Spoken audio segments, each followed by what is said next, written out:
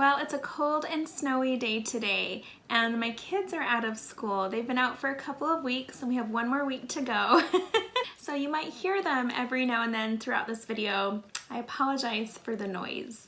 Okay, there's a lot to talk about today, but I'm gonna save the best for last because I always like to end these videos on a positive note. So stick around for that. But let's start off by talking about things that have happened since the last video message, sort of updates and things like that. I've had a lot of conversations behind the scenes with some of you about the same numbers we're all seeing. A lot of those numbers are 144, 44, 311, 113, 111, and 123. For me, anytime I see something that's repetitive throughout my life, when I see patterns showing up, whether it's numbers, words, a lot of you know I see hearts all the time. I see them everywhere. To me, that just means pay attention. Pay attention to that moment, usually to whatever thoughts are going through my mind at that time. So if I'm pondering something, or there's been something on my mind and suddenly I see a number, or I see a heart, or I see a word or an image that's been very repetitive throughout the week, it usually has to do with what it is I've been pondering or what I'm thinking about, sort of a confirmation or a witness or pay attention. And I find for me that as I start to pay attention and I'm just still, additional thoughts will flow into my mind as that personal revelation starts to build. So a lot of you have been seeing 144 and 44, and to me that's always a reference to the last days, the gathering, the 144,000, basically just being in the last minute of the final hour before the Lord returns. What's interesting is since the last video message, I was pondering this one day in one of those pay attention moments, and the thought occurred to me to look up the date of General Conference for April. I just had this feeling that it would start on April 4th. So of course I looked it up, and yes, April General Conference begins on April 4th, 4-4. So to me it's another pay attention. Pay attention to what we're going to be hearing that day, the opening day of General Conference, as we celebrate the 200th year anniversary of the first vision. So just something exciting that I wanted to share. Okay, something else I forgot to mention in my last video message. It was a note that I made towards the end of the year. I had it in my notes, but I completely passed over it. So I just wanted to share it today. And it was in the Come Follow Me lesson at the very end of the year as we were finishing up the book of Revelation. So just as a refresher, I'm going to read that scripture to you. It's in Revelation chapter 21, starting in verse 2.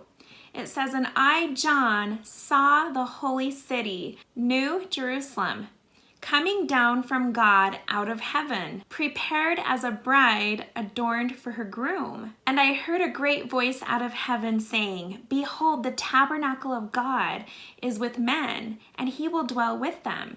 And they shall be his people, and God himself shall be with them, and be their God." So I know I talked about this in a past video message. I actually shared a scripture from the Book of Mormon that is very similar to this. So in the Book of Ether, chapter 13, verse 3, it says, "And that it was the place of the New Jerusalem, which should come down out of heaven, and the holy sanctuary of the Lord." Now there's a third scripture back in the Book of Revelation, chapter 3, verse 12. And it says, "Him that overcometh will I make a pillar in the temple of my God, and he shall go no more out. And I will write upon him the name of my God, and the name of the city of my God, which is New Jerusalem, which cometh down out of heaven from my God. And I will write upon him my new name." So here we have three scriptures in the Book of Mormon and the New Testament that have reference to the holy city of the New Jerusalem coming down out of the heavens, coming down from the sky, already prepared as a bride adorned for her husband. So I had wanted to share this in the last video message, that sometimes we're always looking for that sign when they start building the New Jerusalem. in Jackson County, Missouri, right? We're always waiting to look for almost, construction crews coming in with blueprints and beginning to build that city. And maybe that's true. Now, if you think about it, the land would need to be cleared so there would be a space for this city. But maybe instead of waiting for that city to be built brick by brick, as we watch it happen in real time, maybe we need to be looking up. And what I mean by that is instead of looking for signs to always be happening in the physical, maybe we ought to be paying attention to the spiritual signs, because otherwise this event is going to catch us off guard. And that just goes back to what I've shared in past videos. Instead of always looking for a linear timeline of certain things that need to come to pass and happen the way that we interpret them to be in our mind, we need to be focusing on our own spiritual preparedness, because I believe a lot of these things have already happened or are happening or will be happening in ways that we're not expecting and in ways that we're not looking for them to happen. So it will be like a thief in the night. Anyways, I just wanted to share that. Just something for you to stew on and ponder. If you have any additional thoughts, I'd love to hear. All right, now in the last video, I talked about an experience that I had. I had been reading Sister Nelson's book, The Heavens Are Open, and she talked about family history in there, and she talked about how when you start engaging more and more in family history, you start to have your own experiences where your ancestors in a way reach out to you, whether it's through dreams or visions, impressions, thoughts, so that you'll find their names. And I had shared how I went to bed that night after reading that, and I had a dream, and in that dream I heard a distinct name. So I want to talk more about that. I've since had other really neat experiences related to this that I'm going to save for the end of the video, but this one I wanted to share at the beginning. So I remember before I started to wake up, I heard the name. There was a break in between. So I heard the name Sam Hain. So I'm thinking, oh, Samuel Hain, shortened to Sam. So I kept hearing Sam Hain. And I thought, well, that sounds familiar. But in the dream I heard, you need to get up right now and write this down or you will forget. And so right away I opened my eyes, sat up, and I obeyed. I walked over to my phone and I typed in Sam Hain. And in the dream, I wasn't shown the spelling. I only heard it. So I just quickly wrote it out how I would imagine it would be spelled, S-A-M-H-A-Y-N-E. Then I went back to bed. Sure enough, when I woke up that morning, I had already forgotten about it. So I'm glad I wrote it down. So when I went into my phone, I saw it and I thought, oh yes, that's a name. I'm excited to find out who this person is. So I went into Family Search and I looked around for a bit, and I did find lots of records for the name Sam Hain, but couldn't find any connection yet to my tree. Well, later on that day, as that name continued to play over and over in my mind, I started to say it a little bit faster and faster. Then I realized it just sort of clicked. I said Sam Hain. And I thought, oh my goodness, I know where I've heard that. That is a pagan holiday on October 31st, Halloween, that goes into November 1st, or All Saints Day, Day of the Dead. I thought, why did I have a dream about that? Why did that come into my mind, and why was I told to write that down? So at this point, I still wasn't sure if there actually is an ancestor in my tree named Samuel Hain, or if somebody was trying to get me to pay attention to something else in relation to the pagan holiday or festival of Sam Hain. So I decided to do a little bit more pondering on that, and I Googled the word Sam Hain, and here's what I found. Sam Hain is a Gaelic festival marking the end of the harvest season. So we have the end of the harvest season. Right there, I began to pay attention. And the beginning of winter, or the darker half of the year. Traditionally, it's celebrated from the 31st of October to November 1st, as the Celtic day began and ended at sunset. It says that at this time, special bonfires were lit, which deemed to have protective and cleansing powers, and there were rituals involving them. It was believed that at this time, the boundary between this world and the other world could be more easily crossed, and that spirits or fairies could more easily come into our world. So offerings of food and drink were left outside for them. The souls of the dead were also thought to revisit their homes seeking hospitality. Feasts were had at which the souls of dead kin were beckoned to attend and a place set at the table for them. Mumming and guising, or dressing up in costumes, were part of the festival and involved people going door to door in costumes or disguise, often reciting verses in exchange for food. Some scholars believe that this was actually the Celtic New Year. In the 9th century, the Western Christian Church shifted the date of All Saints' Day to November 1st, while November 2nd later became All Souls' Day. Over time, Samhain and All Saints and All Souls merged to create the modern-day Halloween. Historians have used the name Samhain to refer to Gaelic Halloween customs up until the 19th century. Anyways, I've talked about this before in past videos, especially in relation to my Halloween video. So it goes on to talk about how all the traditions of Halloween came about because of this. Mischief, pranks, treats, apples, all of that. But what stood out to me are the groups that continue to celebrate Samhain and refer to it as Samhain, which according to the Wikipedia are the Neo-Pagans, Celtic Reconstructionist Pagans, Wiccans, or modern-day witches and wizards. And then there is a related holiday called All Hallowtide, introduced by the Roman Catholic Church as All Saints or All Hallows in the year 609 AD. But it's basically a 3-day observance known as All Hallowtide, which begins on Halloween Eve, All Hallows Eve, October 31st, goes into All Hallows Day, November 1st, and then into All Souls Day, November 2nd. So today it's celebrated by the Irish, Scottish, Manx people, Celtic Neo-Pagans, and Wiccans. Because this isn't new to me, I've researched this before, the thing that stood out to me the most that I felt that I needed to pay attention to was the end of the harvest season and the beginning of winter. Okay, so let's talk about what the scriptures say about the end of the harvest.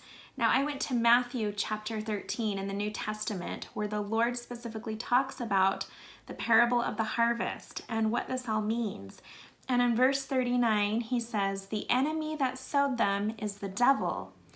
The harvest is the end of the world." The end of this world as we know it, the end of Babylon. So if Samhain means the end of the harvest, I'm hearing in my mind the end of the world. And it goes on to say the reapers are the angels. And then if you go over to the Joseph Smith translation, I'll just read verses 39 through 44. It says, "The harvest is the end of the world, or the destruction of the wicked." Babylon has to be destroyed. The reapers are the angels or the messengers sent from heaven.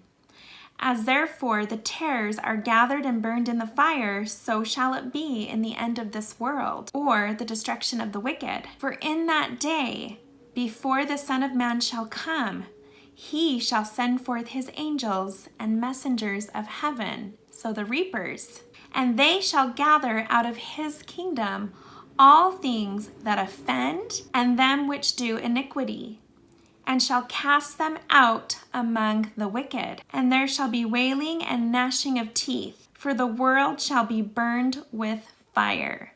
Okay, so I'm hearing in my mind, as I'm pondering this, I just feel that it's pointing to the end of this event on the timeline. Could we be at a point where the harvest is over? Now, when the harvest is over, we head into winter, sort of the darker, colder part of the year. Now, I don't know if this is pointing to the fact that that's where we are about right now on the timeline, that that's what we need to be paying attention to, or if we simply just need to be studying this topic more, if this is something that we need to be more familiar with, more aware of. Now, in the book of Revelation, you go from chapter 14 talking about the harvest, and in verse 18 talking about the angel that has power over fire. And then you go right in to chapter 15 in verse 1, talking about the 7 angels over the 7 last plagues containing the wrath of God.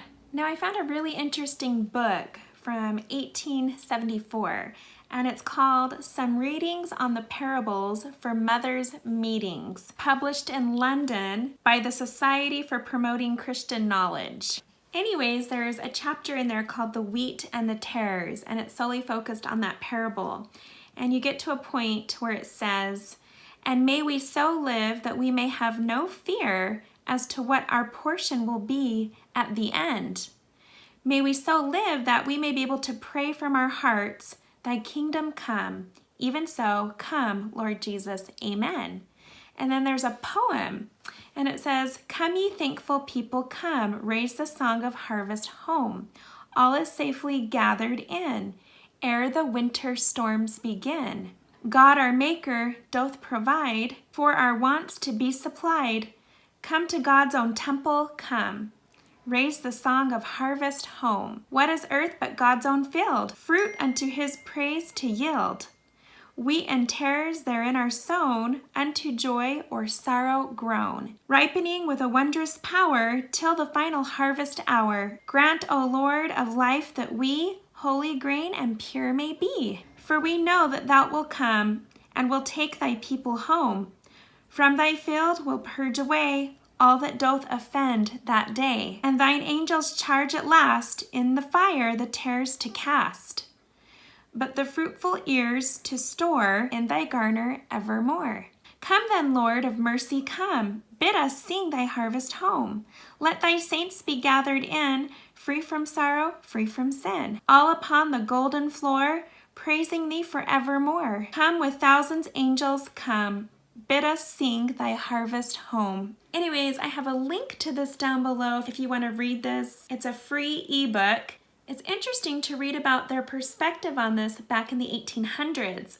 So I'd love to hear your thoughts about this. It just stood out to me exactly what I was pondering, that when the harvest ends, winter begins, and with winter come the storms. All who are safely gathered in are safe from those storms. Anyways, just lots to ponder there. If you've been pondering this as well, or you have any additional thoughts, I'd love to hear from you, so please reach out to me. So anyways, this word had been on my mind, and I had just began to ponder it.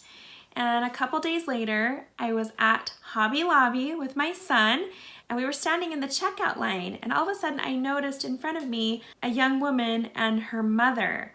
And something about them just really stood out to me. It just sort of called my attention, but I couldn't figure out what it was. They both had very long blonde hair. Something about them just really grabbed my attention, but again, I couldn't figure out why.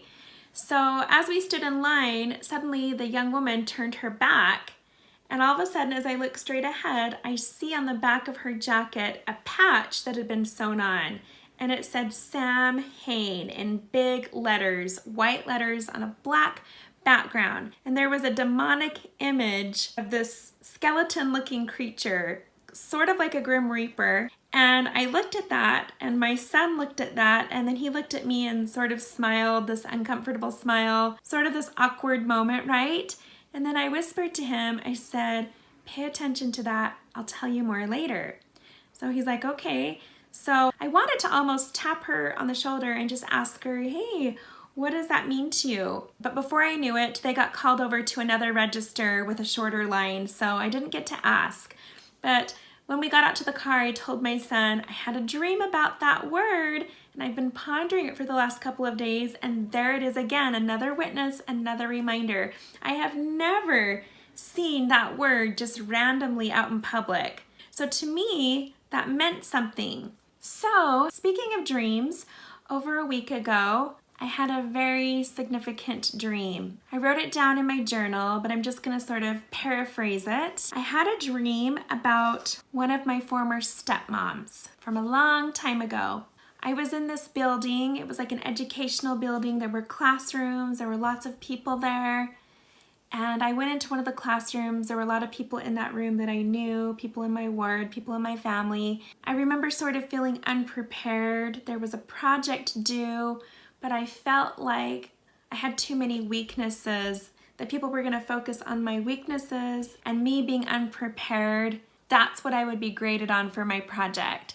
So I remember, to sort of distract from all of that, I decided to order pizza to my classroom because I was able to somehow tie in pizza with my project. So I thought, well, when they see the pizza, they're gonna forget about all my weaknesses and me feeling unprepared, and they're just gonna be happy that they get pizza. So I remember all of a sudden there was a knock at the door. So I remember somebody in that room who's in my ward stood up and sort of poked fun at the way that I do my calling, which I'll talk about a little bit later on, but I have this calling that I love. But when I first received this calling, I was really unsure about it because I had never done it before. Felt like I didn't have any training to be able to do this, so I felt very unprepared. So the dream was reflecting that, and the person in my ward said in the dream, "You should have seen her the other day as she was doing her calling. She was completely messing up. It was so crazy. She just messed it all up." And then I was like, "Oh, pizza's here," trying to distract. And the pizza lady came to deliver the pizza, and I realized I didn't have my money, so I had to go out into the hallway and find an ATM and get some money. And while I was out there, I met some people. Anyways, I end up walking into this room, and it turns out to be an empty bedroom. And for some reason, I just walk into this room, I close the door, and I look around and I say to myself, this is my stepmom's room. This is her room. And it was an empty room. Truthfully, it's a room I don't recognize, but in my dream, I recognized it. This is her room, and it was completely empty. There was nothing in it at all. And I remember sitting down on the floor, and there was a mirror, and I started to look in the mirror and kind of fix my hair, and all of a sudden this woman comes through the door, and I realize it's a friend of mine who I haven't seen in years. She's the person who took me through the temple for the very first time. When I took out my endowments, she's the one who took me through, and also on my wedding day, and I haven't seen her in years. So I believe in the dream she represented the temple and the ordinances of initiatory, endowments, and sealing. Anyways, my hair had a braid on it. I just had this braid going down, and I noticed when I looked in the mirror there was a piece sticking out of the braid, so I was trying to fix it. And every time I would rebraid it, that piece would pop out again.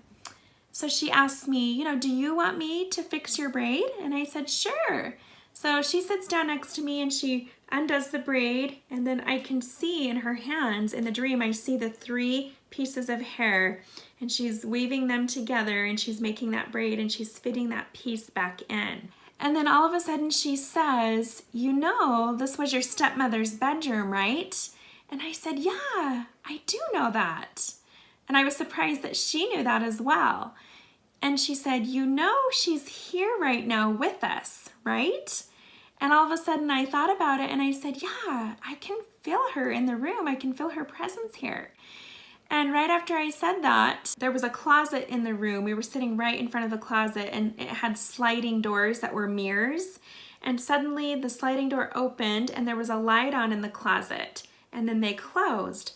And in my dream, I knew that she was in the room, and she just walked through that closet door into the light in that closet. She went into the closet and a light turned on, and that was her. Then I woke up, and immediately as I laid there in my bed, I knew exactly what the dream meant. So my former stepmom passed away years ago. It was a combination of medication overdose combined with alcohol. And for a long time, many didn't know if it was intentional or if it was an accident. But everyone she left behind, her children, either aren't members of the church or are inactive and have never had their ordinances done. So they're not able to take her name to the temple to have her work done. But because she's in my tree, because my dad and her had a child, my half-brother, and if I get permission, I'm able to do her work. So I was so excited. I called up my sister, I called up my dad, and I said, Dad, I think I can get permission from you because you were sort of married. They were never legally married, but they were what's considered common law marriage. They were engaged all that time. She had a ring. Anyway, so my dad said, yeah, I'll give permission. So I requested to do her work, but I'm still waiting. It's still been a couple of weeks, and the case is still open. I'm still waiting for it to be approved. But it was a really powerful moment in that dream where she made it very clear that she wanted her work done. Where she's at right now, which is like a tight, confined closet, like a dark closet, a light has been turned on and she is ready to have that work done. Now, when my friend was braiding my hair and she took out the braid, there were 3 strands of hair. And in that moment, I saw the 3 ones, 1, 1, 1.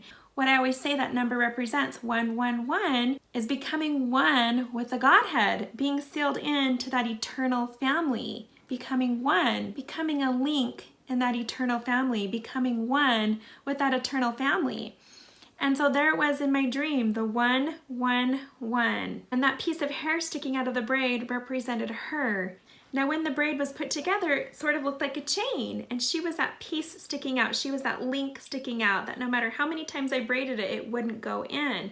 But when my friend, who represents the temple ordinances, when she braided it, that piece went in just fine, and it fit perfectly into that braid, into that chain, the eternal family. And so I shared this with my dad, and he was so excited. He said, that's so strange because over the last few days, I've been thinking about her as well and how she needs her work done. And I was reminded of truly how difficult it is when you don't receive those ordinances and make those covenants in this life while you have a physical body.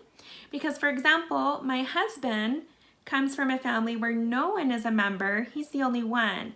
But because we've been married and sealed in the temple, he's sealed into that eternal family. He's sealed to me, and I'm sealed into my family. We're all a part of that eternal chain. But had he never received those ordinances in this life, he wouldn't be sealed to his parents, he wouldn't be sealed to anyone, and he would have to wait for someone to be able to do his work, for me or one of his children. And then you think about families where the spouse or the children are not members of the Church of Jesus Christ of Latter-day Saints, or they're not active, or they haven't gone through the temple, they haven't received those ordinances, so they're not able to do the work. So think of how difficult that must be and how frustrating it can be for someone who's passed away and they're just waiting for someone to do their work. They're waiting for someone to pay attention and to remember them and to notice that their work has not been done and that they want it and they're ready for it. But they just have to wait. And how much more difficult it is in a situation like this where I have to get permission and open up a case and wait for that to happen, where it's so much easier if you receive those ordinances in this life. So anyways, my half-brother isn't sealed to anyone either. He wasn't born in the covenant. He's not been to the temple. He's not sealed to anyone. And I'm sure that's really difficult for her on the other side of the veil to realize she left behind her children and they haven't received their ordinances, and they're not actively on that path seeking those ordinances. And so she probably just really wants to be sealed to them and wants to be with them, but she can't. Her hands are tied because she's on the other side of the veil just waiting for someone to do her own work. So I've been pondering that a lot lately, and it's really increased this desire for me to do all that I can, all that's possible in this life to help out those in my family tree. I believe right now that's the most important thing we can be doing on the earth right now, in addition to sharing the gospel with those who are alive on the earth right now, is to do the work for those who are on the other side of the veil, who have no one but us to help them out. I believe that's so important right now, and this leads nicely into an experience I want to share with you. So someone reached out to me and shared this beautiful story with me, this beautiful experience, and gave me permission to share it, but then later asked that I keep their family anonymous. They're sort of a well-known family, so I understand that. But when we talked on the phone and he said, "Do you know who I am?" And then I realized who they were, I thought, oh my goodness. That's pretty awesome. So not only is this an amazing story, but it happened to an amazing family. I used to not believe in numbers and their signs until a miracle happened to my sister recently. She has been married for over 30 years and has 7 children, and her husband was a convert to the church who became temple endowed years ago, but the only thing holding her back from getting her family sealed was her addiction to smoking cigarettes. Now I have to pause right there and say she also watches my videos, and she has reached out to me as well and verified the story. So I just want to say hello and I'm so excited to share your experience. Okay, so he says about 2 months ago she started seeing the number 111 or 1111 everywhere. We both watch your videos, and so we started saying to each other, it's a pay attention number. I was skeptical of numbers and their signs until my sister would text me almost every week of that number and how it showed up again and again. When she had her first interview about considering the temple with the bishop, when she got back in her car and looked at the clock, there it was, 1:11, and she sent me a picture of it.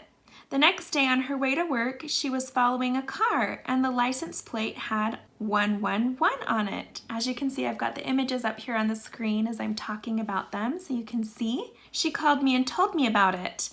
Another day she was at Target and her balance was $11.11.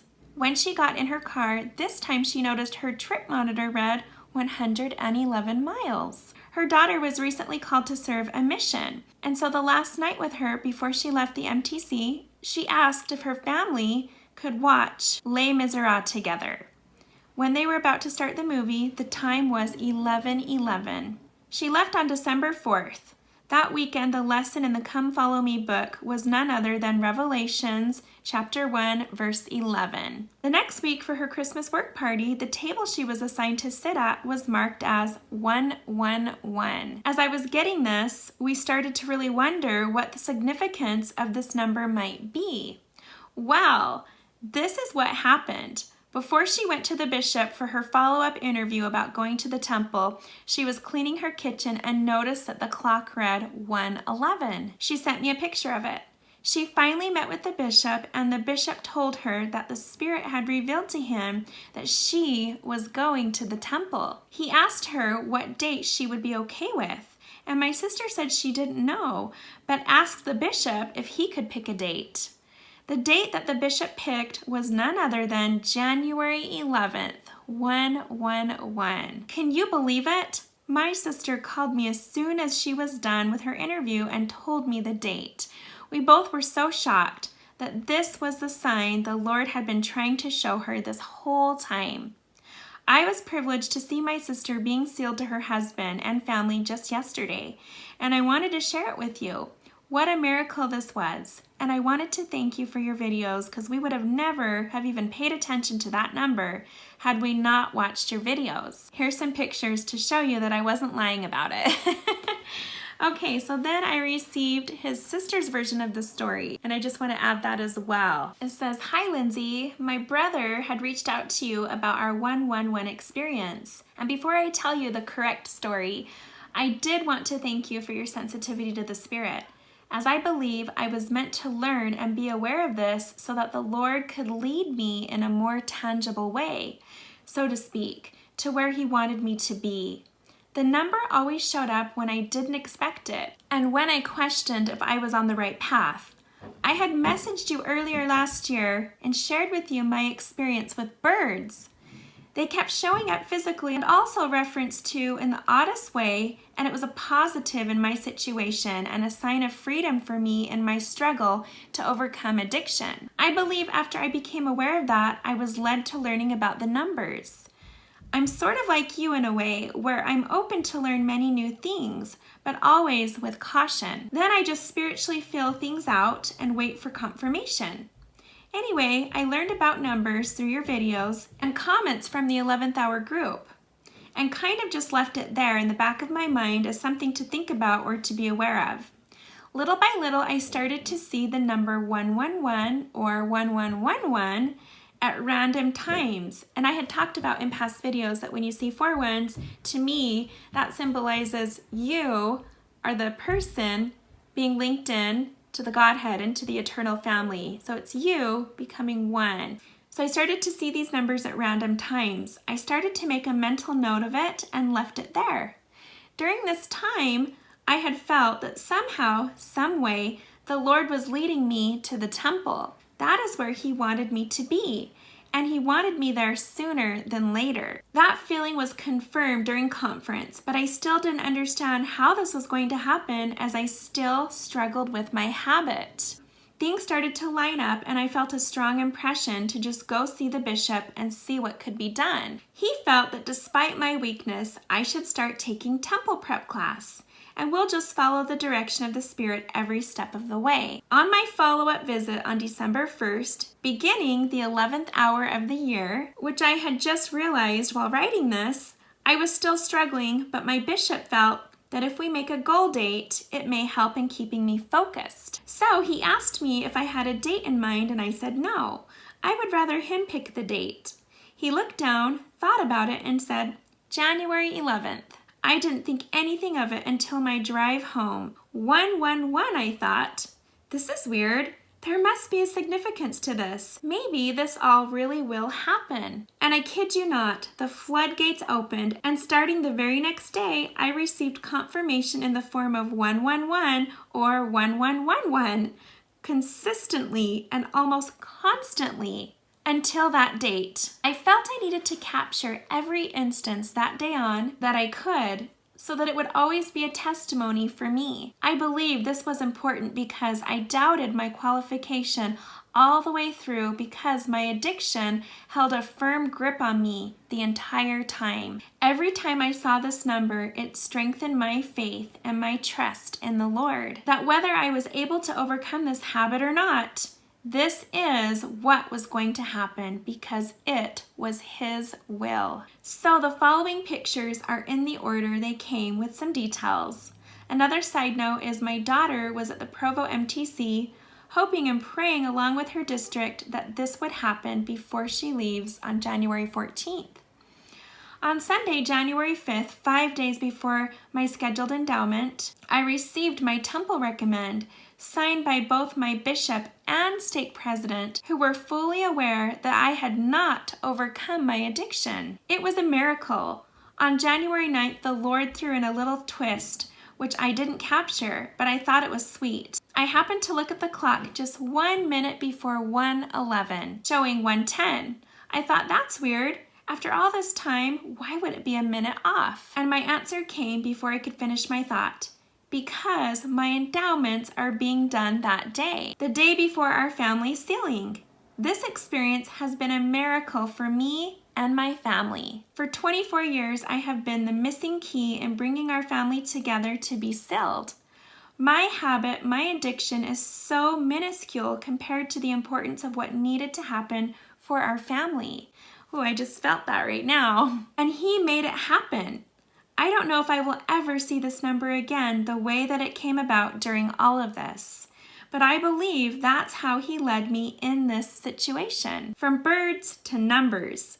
If we follow the breadcrumbs He uses for us, we will find Him. Just a fun side note, my bishop is the same bishop you had shared a story about who was newly called and went to a funeral where he found himself with the apostles. And President Eyring sent him home with a message for his ward. That was in a past video. I wish I could remember what video that was in, but that was a pretty neat story. So she later said to me, since going through the temple, I still battle my addiction, but I just feel different about it in a good, peaceful way. I feel like this is the next miracle I will witness now as an endowed member, and I'm just continuing to have faith that that moment will come. I just wanted to clarify that although this may seem to have happened so quickly, and it did towards the end, but this journey started 17 years ago when I decided once and for all to not let my habit keep me from going to church. I thought I'd be able to go to the temple then, but it didn't happen. Even my whole ward took turns fasting so that not one day or hour would pass of someone fasting for me until I could quit and then go to the temple. That's some word right there. But the days and weeks went by, and eventually they stopped, and I had not overcome. I was devastated because I couldn't quit, and I worried that I would be the cause of the ward losing their faith in the Lord because nothing happened. So year after year, I tried multiple times, took temple prep multiple times, joined the LDS addiction recovery program, etc. I just tried to do everything I actually had power to do. I didn't focus on what I couldn't do. I accepted all my callings, have been serving in the primary the past 15 years, stood up to my siblings who left the church, and I sort of just thought, this is as far as I can go. I came to terms that I did my best, and that's all I could do.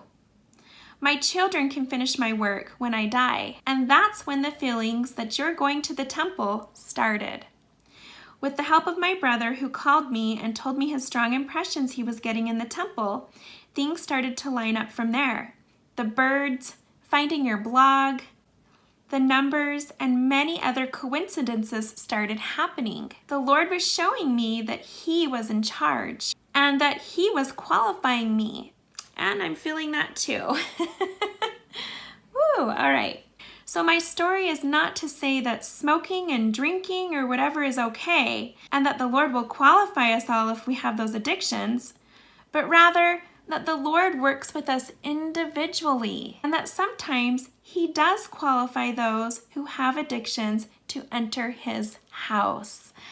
I loved that, and I'm still feeling it right now.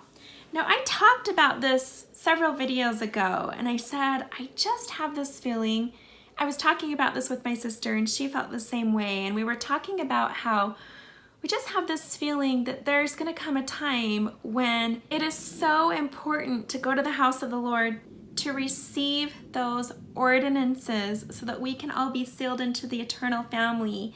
That is so important that maybe some things with the word of wisdom might be overlooked on an individual basis, because the Lord knows us personally. He knows where our heart is. He sees how hard we're trying, and if we're truly giving it our all and doing everything that we possibly can for something we are so passionate about, for something we want so much to happen, then after we've done all that we can do, He steps in and makes up the difference. He made a way for her to go to the temple, and I love how she pointed out that now that she's received her endowment, she's now going to be endowed with that power to overcome her addiction, according to the Lord's will and according to His timeline. But I love that. It's such a testimony that the Lord truly does know us personally as individuals, and He works with us on an individual level. I love that. So I asked permission if I could share her story, which she happily agreed to, and I just said, I feel like there's someone out there who needs to hear this. I feel like this is going to give someone hope. So whoever you are out there who's watching this video and you've listened to this story, I hope this experience brought joy to your heart. I hope that everyone who hasn't yet made it to the temple and received those ordinances and made those covenants, I hope that now is the time you'll start considering that, and you'll do everything that you can to take those steps to make it there. So there are loud jets continually flying over my house right now. They're so loud, I can't really hear myself talk. But they just keep coming back and forth. I think they're just circling over this area. So I apologize, but I don't have time to wait for them to stop. So this has been going on for a while now, so I'm just gonna continue recording my video, and I apologize for that noise. I hope you can hear me okay. But here's another message that came in that I want to read that's gonna go nicely into this next topic I wanna talk about.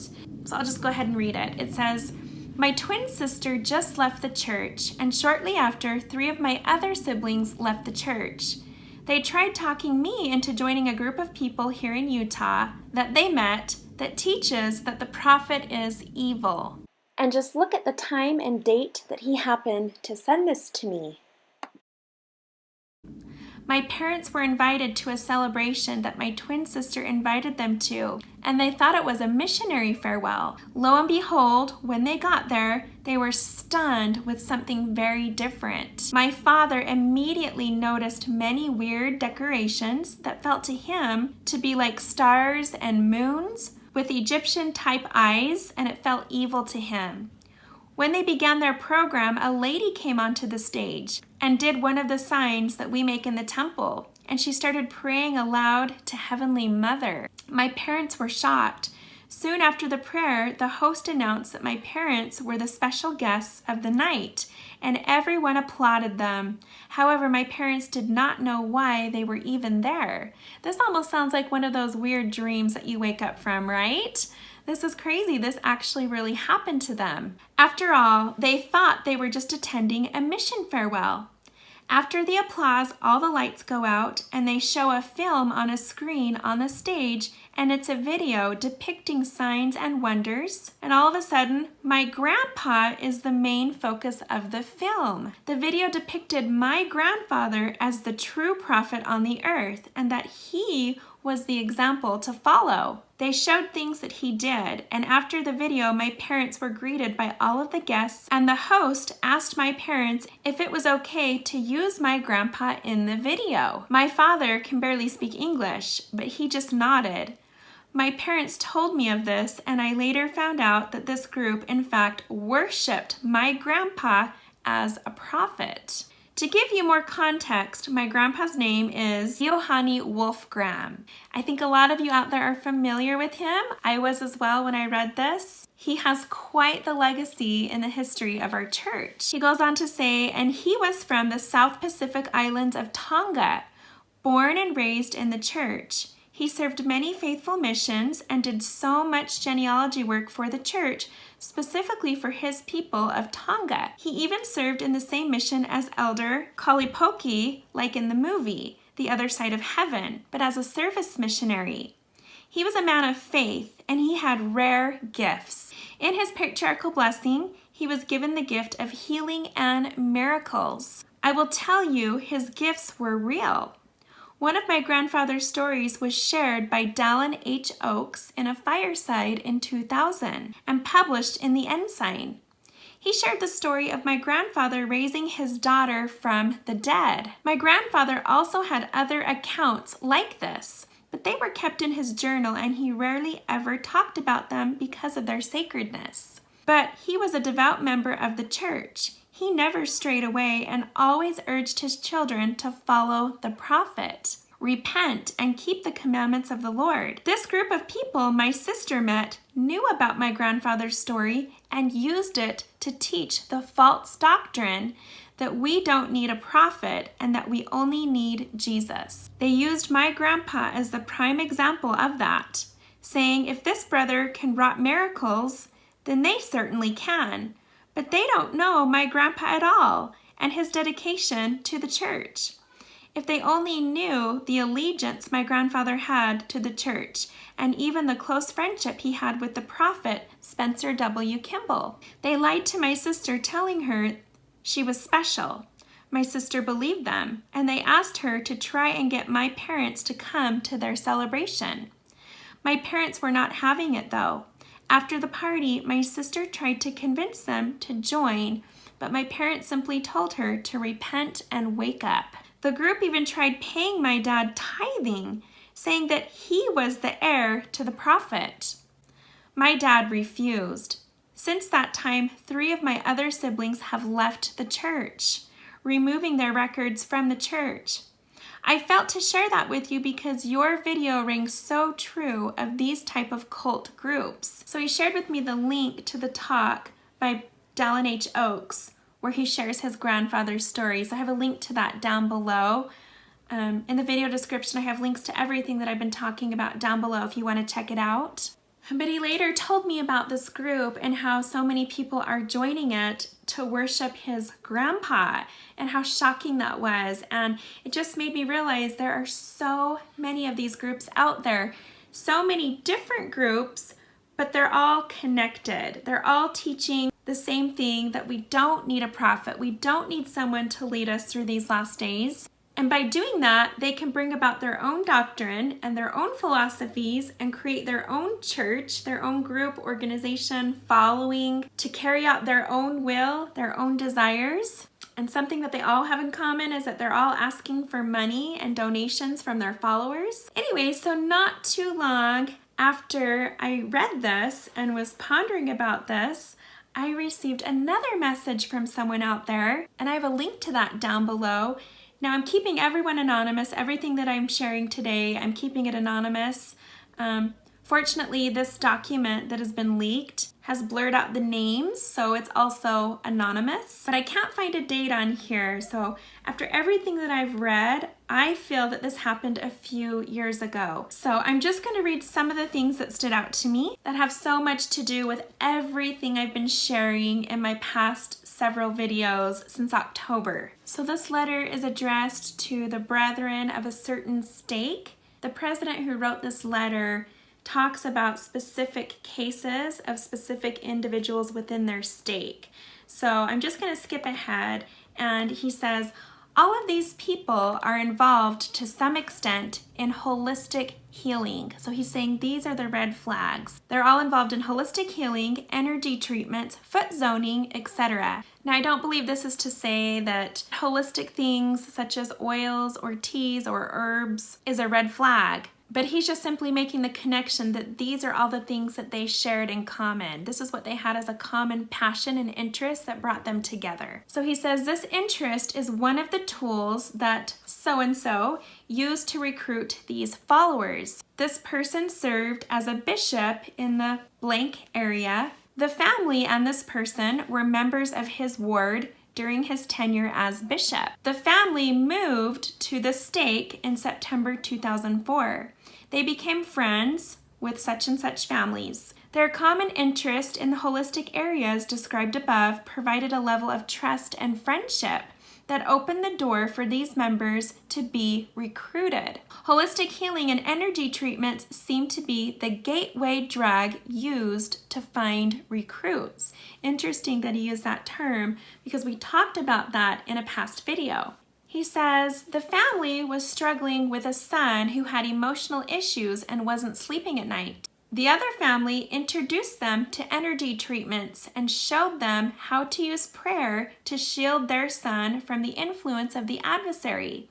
The treatments worked and led to this family to trust this group even more. Such and such person led the group in scripture study and directed them to read The Second Comforter by Denver Snuffer and to study Denver's blog. Other books were suggested and the group began to meet together more often. Evil spirits were cast out, sometimes by the male priesthood holders and sometimes by the women in the group. Such and such person taught them that the LDS Church is a preparatory organization that prepares some members to accept a higher calling. So this is what we talked about in past videos. So even though you have all these different groups and cults that are branching off, they all share some core doctrines that sound very similar. Such and such person believed, as does his friend, Denver Snuffer, that a person has the ability to receive the second comforter and can communicate face-to-face with the Savior. All members of the group were encouraged to work towards receiving their second comforter. Over a period of about a year, such and such family was led from energy treatments to a point where they were participating with the group as they took the sacrament. And then in August, they baptized each other into a second, higher order that was intended to allow them to prepare for and enter into Zion. Blessings were performed by women, as were other ordinances. The sacrament was administered with loaves of bread and wine. They were to eat and drink until they were filled. This resulted in the members of the group becoming inebriated and more open to these new ideas and beliefs. So instead of just a sip of wine, they drank as much as they wanted. The sacramental prayers were the same prayers that we use in the LDS Church. The baptismal prayer was written by such and such person who received it by revelation. Such and such persons also received revelations, hearing voices, and another person also felt that she was being led to seer stones. Some of these stones helped with moods, some spirituality, others helped with revelation. Occasionally, she would give a seer stone to someone as she felt inspired to do. Some of the members of the group were given these stones and some were not. Now, I've met a lot of these people. I've shared in past videos how people gave me seer stones completely. I was not a part of any of these groups, but every now and then I run into people who feel that they can open up to me and want to share things with me, and I've had people hand me what they called a seer stone and say, here, this is a gift for you. So this stuff is real. There's a lot of people out there who are doing this. Some of these stones helped with moods, some spirituality, others helped with revelation. Occasionally, she would give a seer stone to someone as she felt inspired to do. Revelation was not received through the stones. They were intended to make the holder feel better.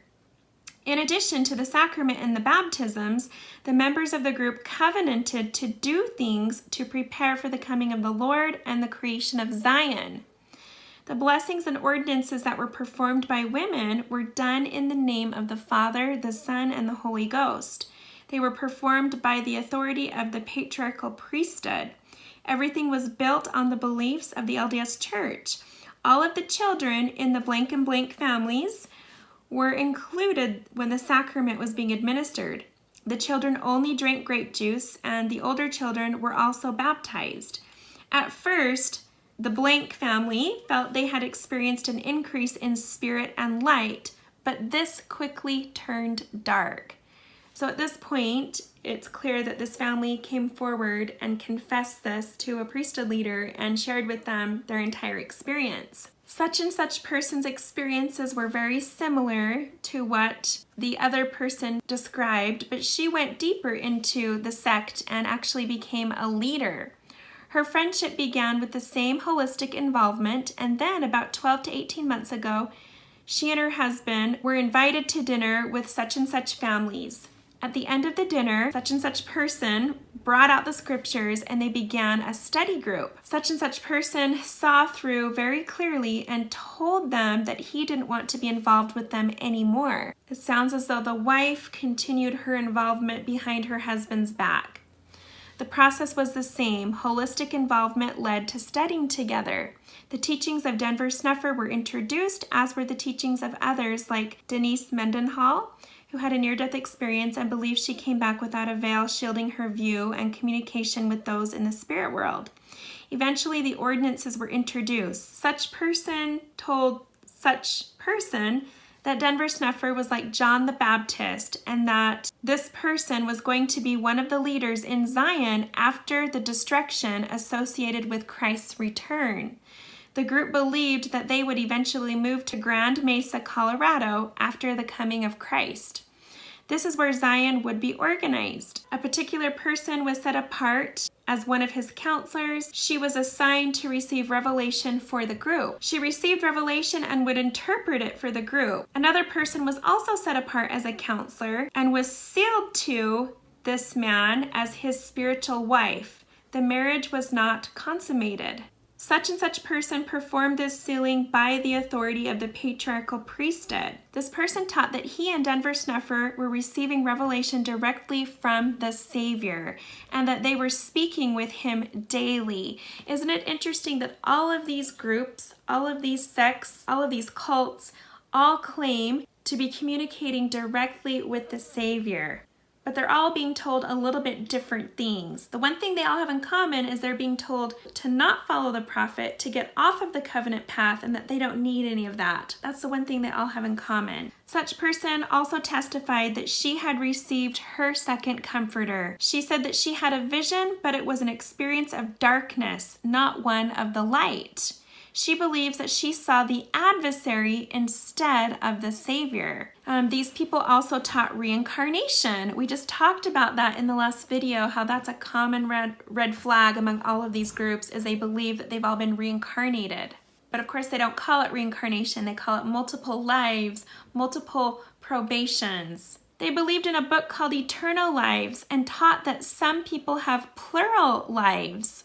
For example, they taught that Christ was reincarnated many times and in separate lives was Adam, Joseph Smith, Moses, etc. This person was told that they had been set apart in the pre-existence to identify people who have lived these previous lives. They believed that after the destruction, the elite would come to this person to find out who they really are. And this person's calling was to tell everybody, this is who you really are. You've been reincarnated, and the reason you're living in these last days is because you're really such and such person from the Bible or such and such prophet from years ago, and I'm here to tell you that. This person has been identified as Melchizedek, who has left the city of Enoch to come down and create Zion again. Such and such children have all been told who they were in prior lives. How confusing for all of these children. These people believe that there will only be a few elite families, of course, and individuals who will be saved from the destruction. I asked this person what that meant for her husband and how she felt about that. She said that such and such person told her her husband was to be her Abrahamic sacrifice.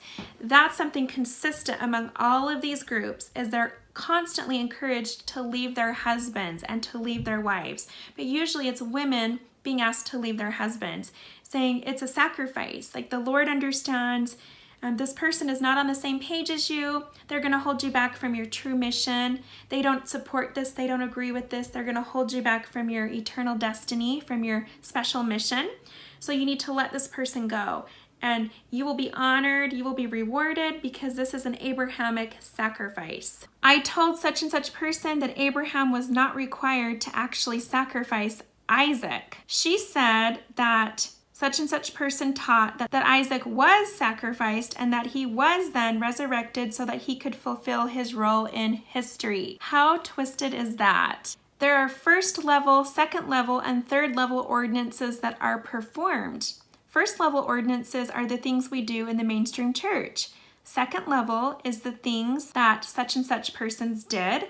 And third level ordinances are reserved for the elite. Some of the other ordinances are a second endowment in which tokens and signs are given and received, and there is the execution of penalties. And remember, this is happening outside of the temple. The ordinance of washing of feet was also performed, and before these ordinances, there was always the sacrament in which enough wine was consumed to become inebriated and chase the spirit away. They refer to themselves as the Church of the Firstborn, and they believe that the millennium has already started for some people. Such and such person told the other members of the group that she has a list of people she is trying to convert.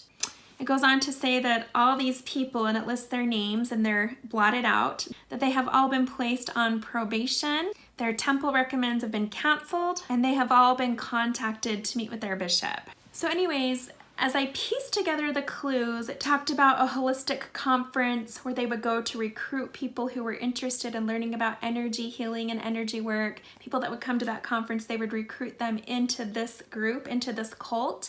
And so I went back and did some research. I remember a holistic energy conference that was heavily promoted a few years ago. And I found their Facebook page and I went on there and saw that they have not updated their page or their activity since 2018. So I saw on there people asking, hey, what's going on?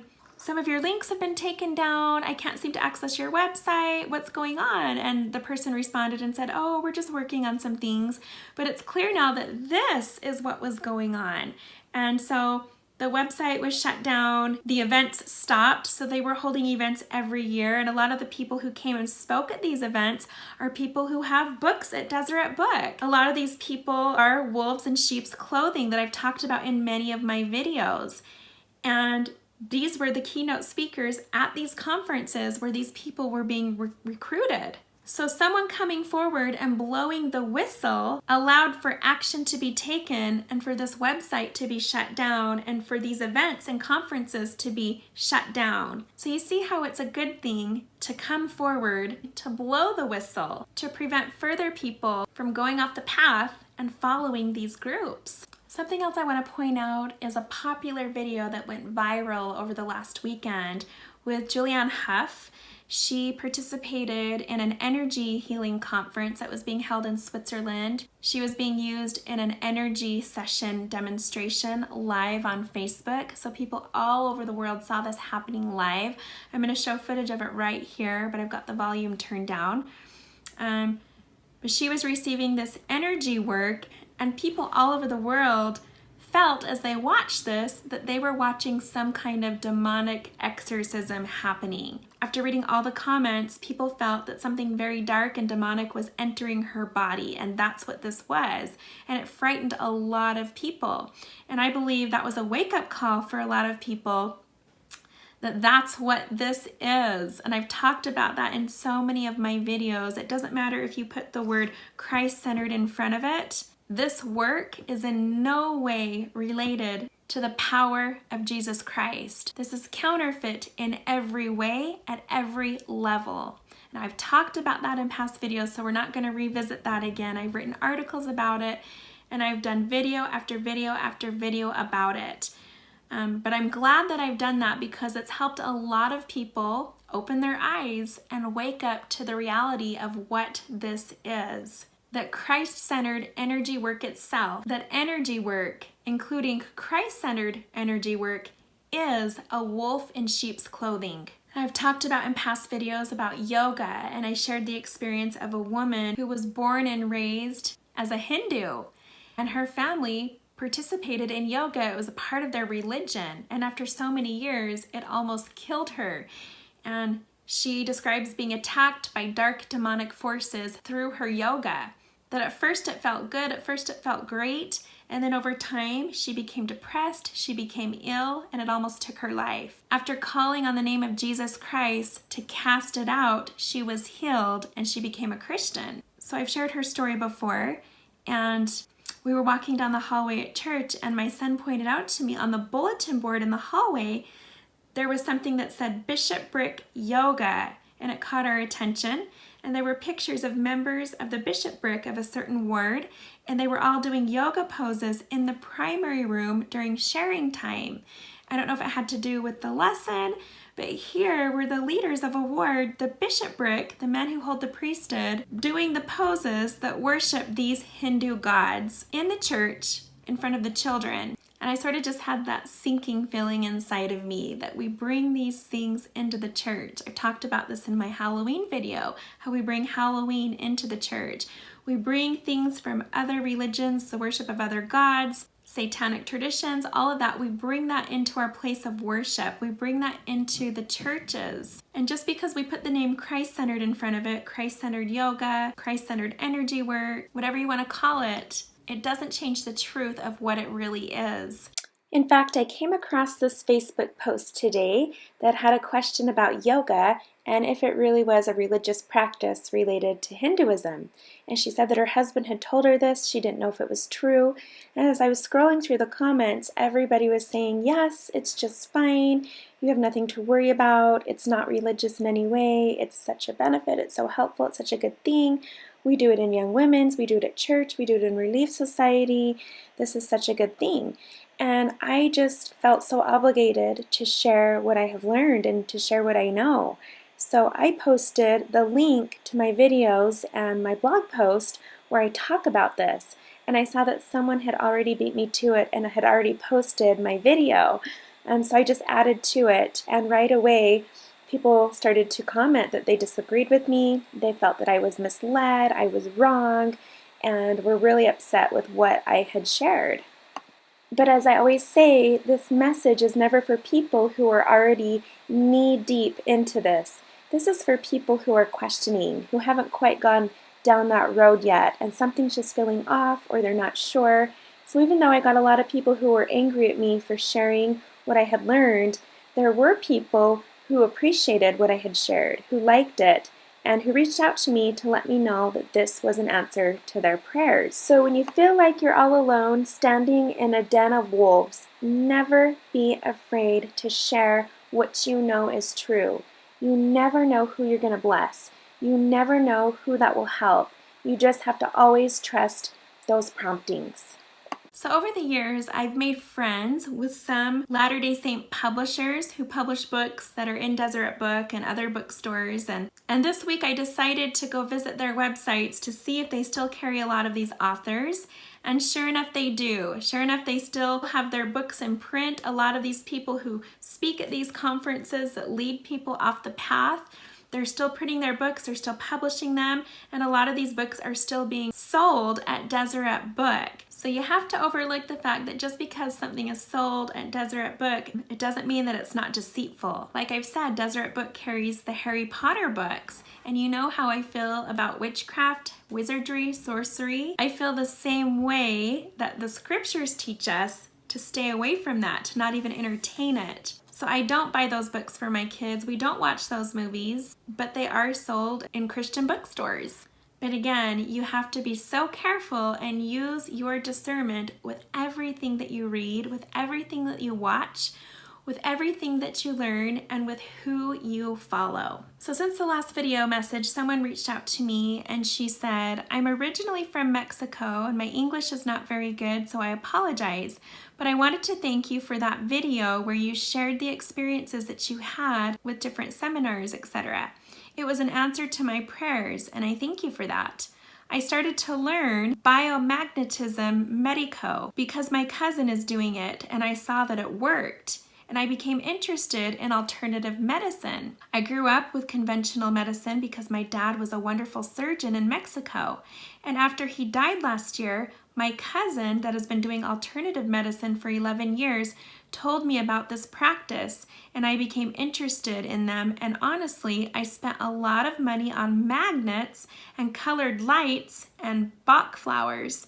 But deep inside me, something was feeling odd. Something was telling me that this wasn't right, that it didn't come from God's power. I had prayed and prayed until one day, all of a sudden, I saw your video and I knew it was the answer. So I wanted to say thanks. Now I get messages like this all the time in relation to those videos. People saying, you know what, something fell off. Something didn't feel right. This book that I was reading fell off. This person that I was following fell off. This class that I've been going to doesn't feel right. So I prayed about it. I was led to your video. And I just keep hearing this over and over and over. And I just believe this is another witness of the truth of these messages. Something else I recently noticed, several videos ago, I talked about a friend of mine in my stake, a husband and wife, and his mother was killed by one of these groups here in Utah. She followed the teachings of one of these groups who channeled Jesus. They channeled spirits, and Jesus supposedly spoke through them. She followed the teachings of this group and it led to her death. And so that was a wake-up call for a lot of people. And I personally knew that group at the time and didn't feel good about what they were doing. I was not a part of that group, but I had some friends who were in that group and I had been invited to some of their events. I didn't feel good about it. I prayed about it. And right after I prayed, that sister in my stake called me and just felt inspired to call me and share with me what had happened to her mother-in-law. So now I never mention names in my videos, but I did talk about that group anonymously. And the way that a lot of people find them is through their books. The woman who's over the group, the leader, she has penned a series of books in which she channels Jesus. So it's Jesus speaking through the books. And I came across a post on Facebook where someone had just discovered these books. And she was saying, oh my goodness, I love these books. I've been reading them and they feel so good and I feel such a peace. It just is so beautiful to hear Christ speaking directly to me through these books. The author is anonymous. How can I find out who these people are? And, you know, of course, as people do their research and they follow, they visit the link from the book and they go from there. Eventually, they find out who the group is. But all these other people were commenting saying, yeah, I love those books and they've changed my life. And you can see little by little how they're slowly being pulled off the covenant path through these books as they start to be led to this group or this cult. When I saw that happening, I felt a responsibility to share with them what I know and what I've witnessed and what I've experienced and what I've shared in these video messages. So I put a link to my friend's video where he talked about how this exact group who wrote these books killed his mother. So I put a link to that, and shortly after that they took the post down. I think they realized maybe this isn't a good book to read or follow. So I think when we know these things, when we've experienced them for ourselves and we know the truth, we have an obligation to share that with other people who don't know, who are just discovering all this and they're just starting to be pulled in and they're excited about it. We have an obligation to share with them what we do know And then what they decide from there is up to them. But at least we shared the truth. At least we told them. I keep having these opportunities to do that, and it's working. Through these videos, I've been able to help steer a lot of people away from these groups and back on to the covenant path. Okay, so now I want to talk about world events and things that have been happening in the news since our last video message. So around the time of my last video message, the royal family was all over the headlines. Of course, as has been the impeachment trial of President Trump. Now, I came across something interesting around this time, and I completely forgot to share it in my last video, so I'm going to share it with you now. Some friends and I were in a group chat talking about the royals and all of the headlines, and I wrote, "When you both brought up York, I thought of New York. Donald Trump is from New York. Does anyone know the origins of his family bloodlines? I saw that his father descends from Germany and his mother from the Western Isles of Scotland. Donald Trump says he feels Scottish and identifies with that heritage most. It's interesting that his parents settled in Queens, New York." Just seeing all these symbolic words, so much to ponder with all you've shared. Then I found out later, Trump's grandmother is named Elizabeth Christ Trump. Interesting name. Christ is her maiden name, and she was from Germany. So it was interesting when I looked up his family history that his grandmother descends from a long line of the surname Christ. We had been talking about how the royal family descends from Germany and how there's been that mix of the German family line into the English family, and we were talking about the ancestry of Princess Diana and how those lines have come together. And anyways, it was interesting to see that President Trump's mother is named Elizabeth. We were talking about Queen Elizabeth and her bloodlines to Germany. And it turns out President Trump's grandmother is also named Elizabeth and comes from Germany. And we were talking about the bloodlines of Jesus Christ and these connections, and then I see that his grandmother is named Christ. That's her surname. I would love to know the history behind that surname and that family line.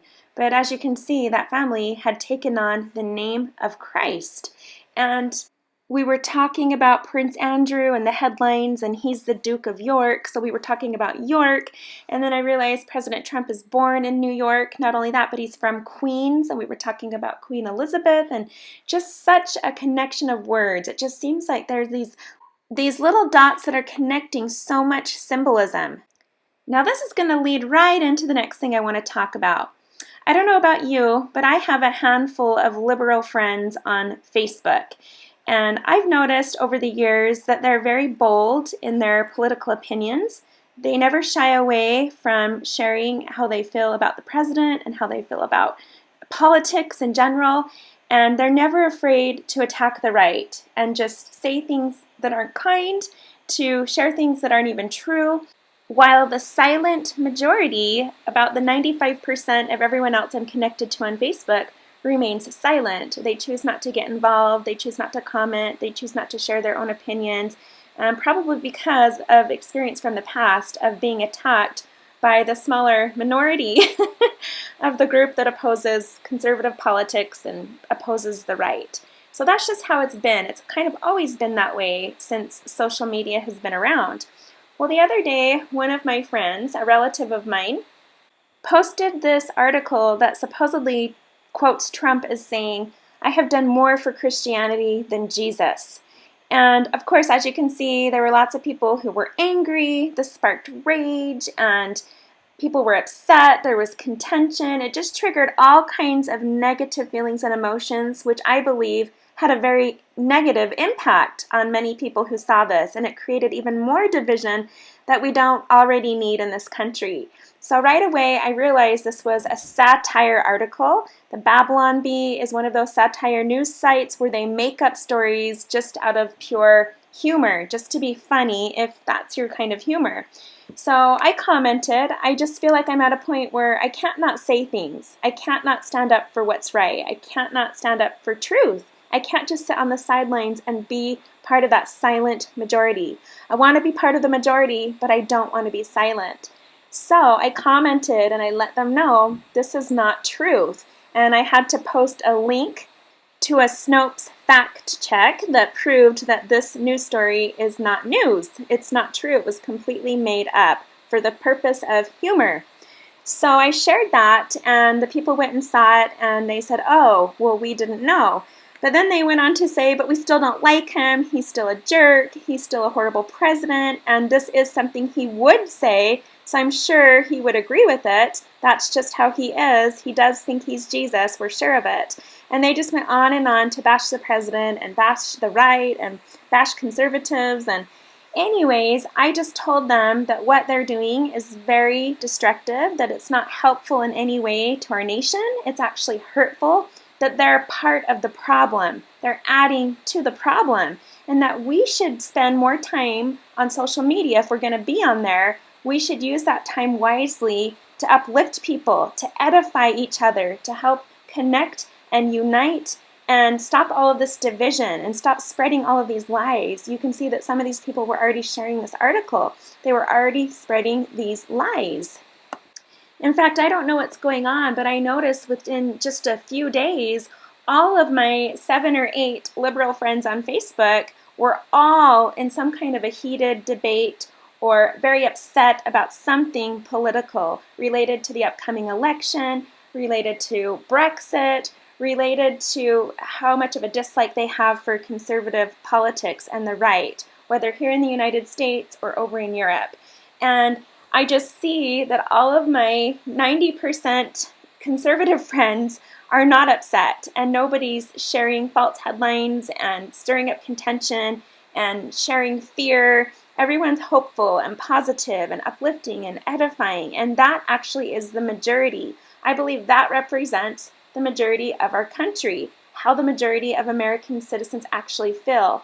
But most of us are too afraid to stand up for that. We're too afraid to get involved. We're too afraid to comment because it leads to getting attacked by the minority group who's very, very sometimes vicious in their attacks. When they vocalize their political opinions, they do not get attacked by the right, by their conservative friends. But when their conservative friends share their political opinions, you better believe that the liberal minority is going to attack them and not be okay with their point of view. And that's just how it's always been. And it's interesting because even though the liberals are the minority in this country, they probably feel like they have to make up for it by being very loud and aggressive so people will notice. Where the majority, the conservatives, were more quiet. We don't feel we have to be loud or aggressive. We're almost more passive. And so I just find that very interesting. And I wonder if we'll ever get to a day where it's okay for everyone to share their opinions without being attacked. And we'll see. We'll just see where it goes with this next election. But personally, I get the feeling nothing's going to change. And if anything, it's going to get worse. It's going to get more heated. Personally, I don't post my opinions on my personal Facebook page, but I will comment if I see something like this that just simply isn't true, because I want to be a defender of truth. I want to stand up for what truth is. And it's the same with how I feel about New Age and energy work. I don't go around forcing my beliefs about that on anyone, but anytime I see someone ask a question and share something on Facebook and they're not sure about it, that's when I'll share my experiences, and that's when I'll share a link to what I've learned, a link to one of my videos or my blog posts. But I have learned when people ask, they extend that invitation to have dialogue, to have a conversation. But when people just post an article blasting a political candidate or blasting the president, and then you try to get involved and comment your opinions, that usually becomes a heated debate because that person wasn't opening up an invitation to have dialogue or polite conversation. They were expressing their passionate beliefs no matter how negative they are. So I have found that it's good and healthy to stay away from those posts. But anytime I see someone who's genuinely asking a question or not sure about something or they're frightened, I'll usually go in and share the truth. And I'll say, this is how I feel. This is the way I see it. And this is what gives me hope. And I try to always turn everything into a positive. And I think when you do that, it opens up the door to have these healthy conversations and beneficial dialogue that actually does good. But I think when people are just posting hateful comments and opinions, and then we feel like we have to get in and say our 2 cents, that always turns into a heated debate. That always turns into contention, and we know who the author of contention is. That's the adversary, and when we invite him into these conversations, we invite his power into our lives, and it creates further division in our own lives, with our own relationships, in our families, and in this nation. Now, there are so many court cases in the headlines, and it's impossible to follow all of them. But here's something that someone sent to me about the Lori Loughlin case. And it was a headline that says, Lori Loughlin, Massimo Giannoli wrote check to USC so sports department could feed the beast. And there was a whole article about that by TMZ. And what stood out to her was feed the beast. Now, we talked about that in past videos about how in the Hollywood industry, the entertainment industry, in the media, there are people who literally feed the beast to advance in their career. And that has so much meaning on so many levels.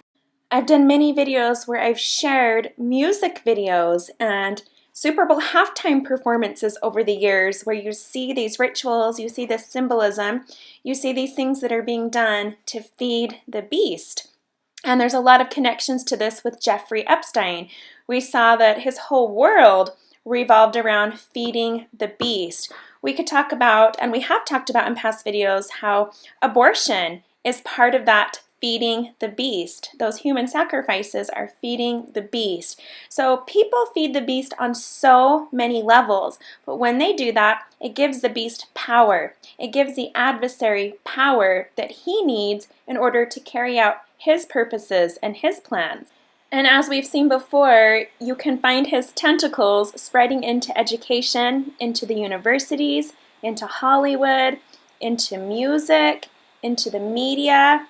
He reaches everywhere, looking for people to feed the beast. And when I think of the beast, I think of the beast spoken of in the book of Revelation. And so as we read into this, we need to read into it having that in mind, having in mind what this really is and how it pertains to prophecy in the scriptures, to really give us an idea of what hour we're living in. In fact, I want to say what minute of the hour that we're truly living in. And speaking of Super Bowl performances, now is a good time to talk about the recent Super Bowl performance that has made headlines all over the country in the last couple of days. Now, as I've shared in past video messages about the Super Bowl, there always can be found an important message from the Lord in the Super Bowl score, and with the teams that played and whoever the victor was. But at the same time, we see the adversary's work, we see that feeding of the beast every time in the halftime performance. I believe that God always uses a world stage, such as a Super Bowl championship, to deliver a message because so many are watching. And I've shared that with other sports events in many of my past videos. But at the same time, I also believe that Satan does this as well, that he uses events, especially sports events, where all eyes are watching to spread his agenda. So before we get to the positive message that can be found in the Super Bowl, we're going to focus on the halftime performance and get that out of the way.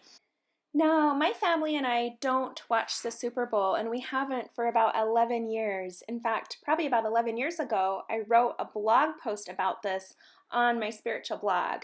But we choose to keep the Sabbath day holy, and as you're about to see, there's nothing holy about the Super Bowl, especially the halftime show.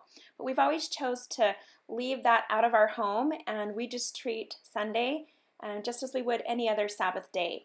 So having said that, later on in the evening, I started to see in the news headlines and on social media that people were complaining about the halftime show.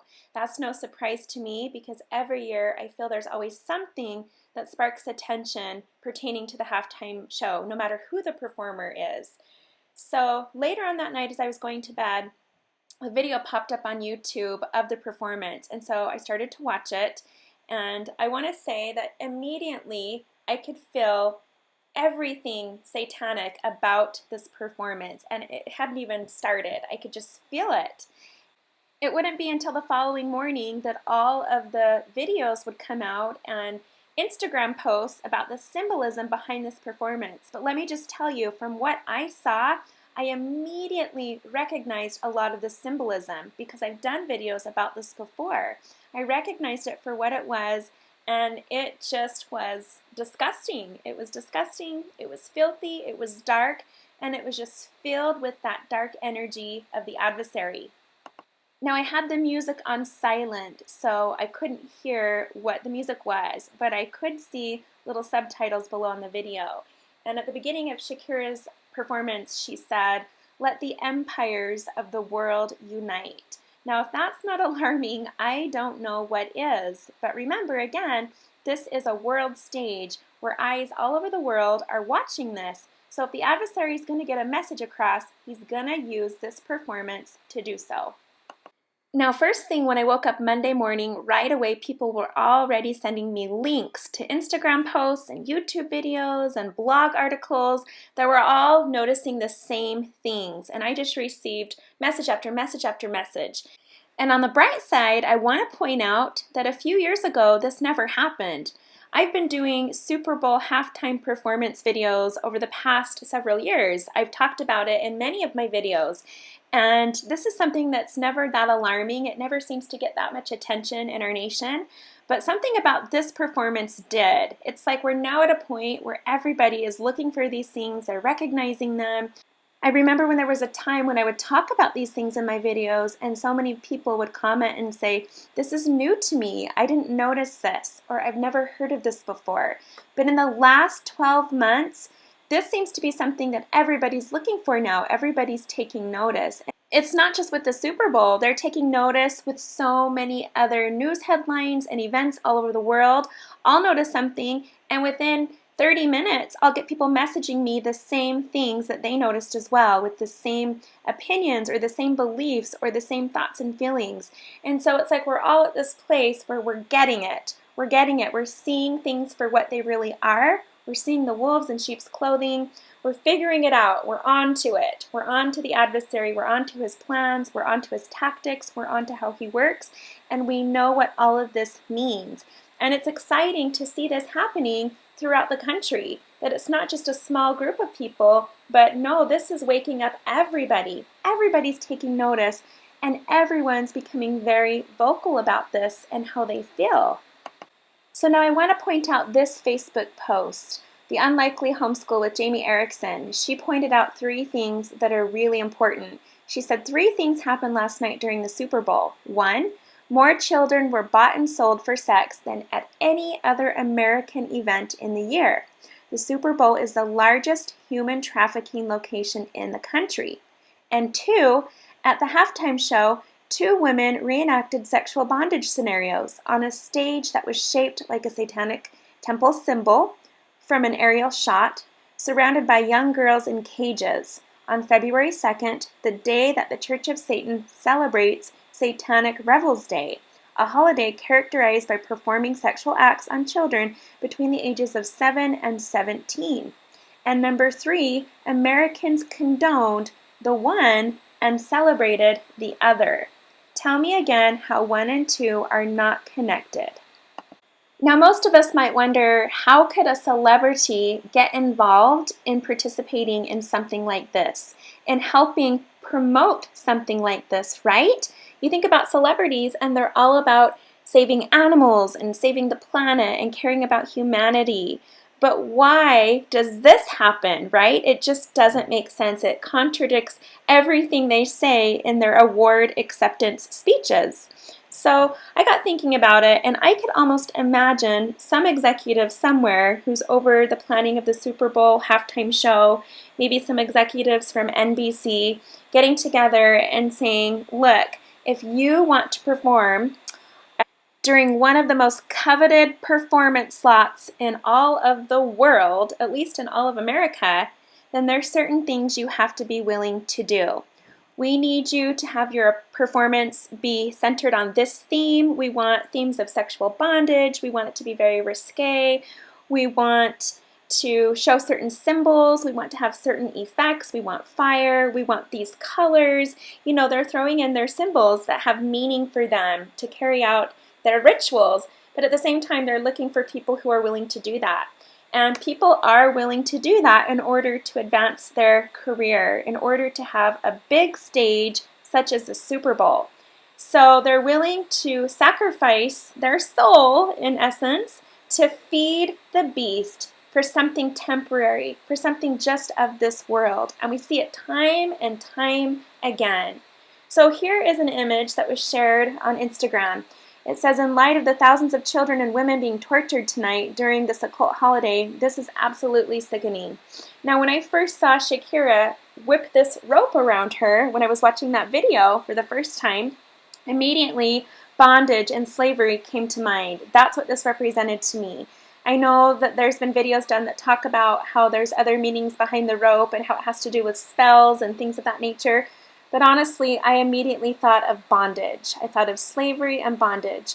And the way she did it sexually, it just looked as though she was promoting it, like she was okay with it. She was making it look desirable to be in bondage. And I've talked about the symbolism of red in many of my videos, how red always symbolizes blood. It symbolizes sacrifice.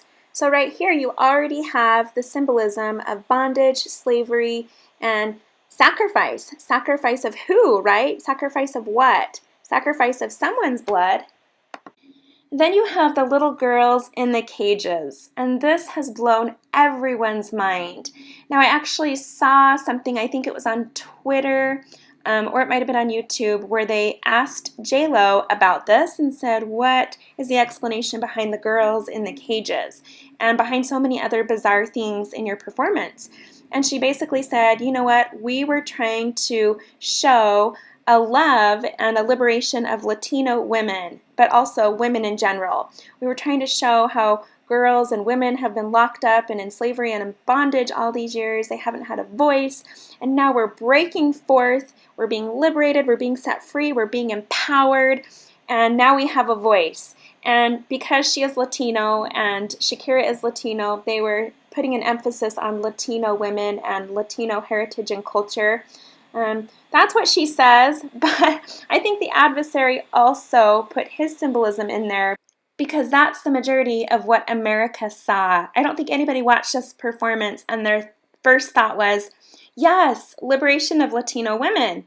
I think from what I've observed that the first thought that came into everyone's mind was, what? Sexual bondage and slavery, child trafficking, child sacrifice, satanic rituals? What is going on?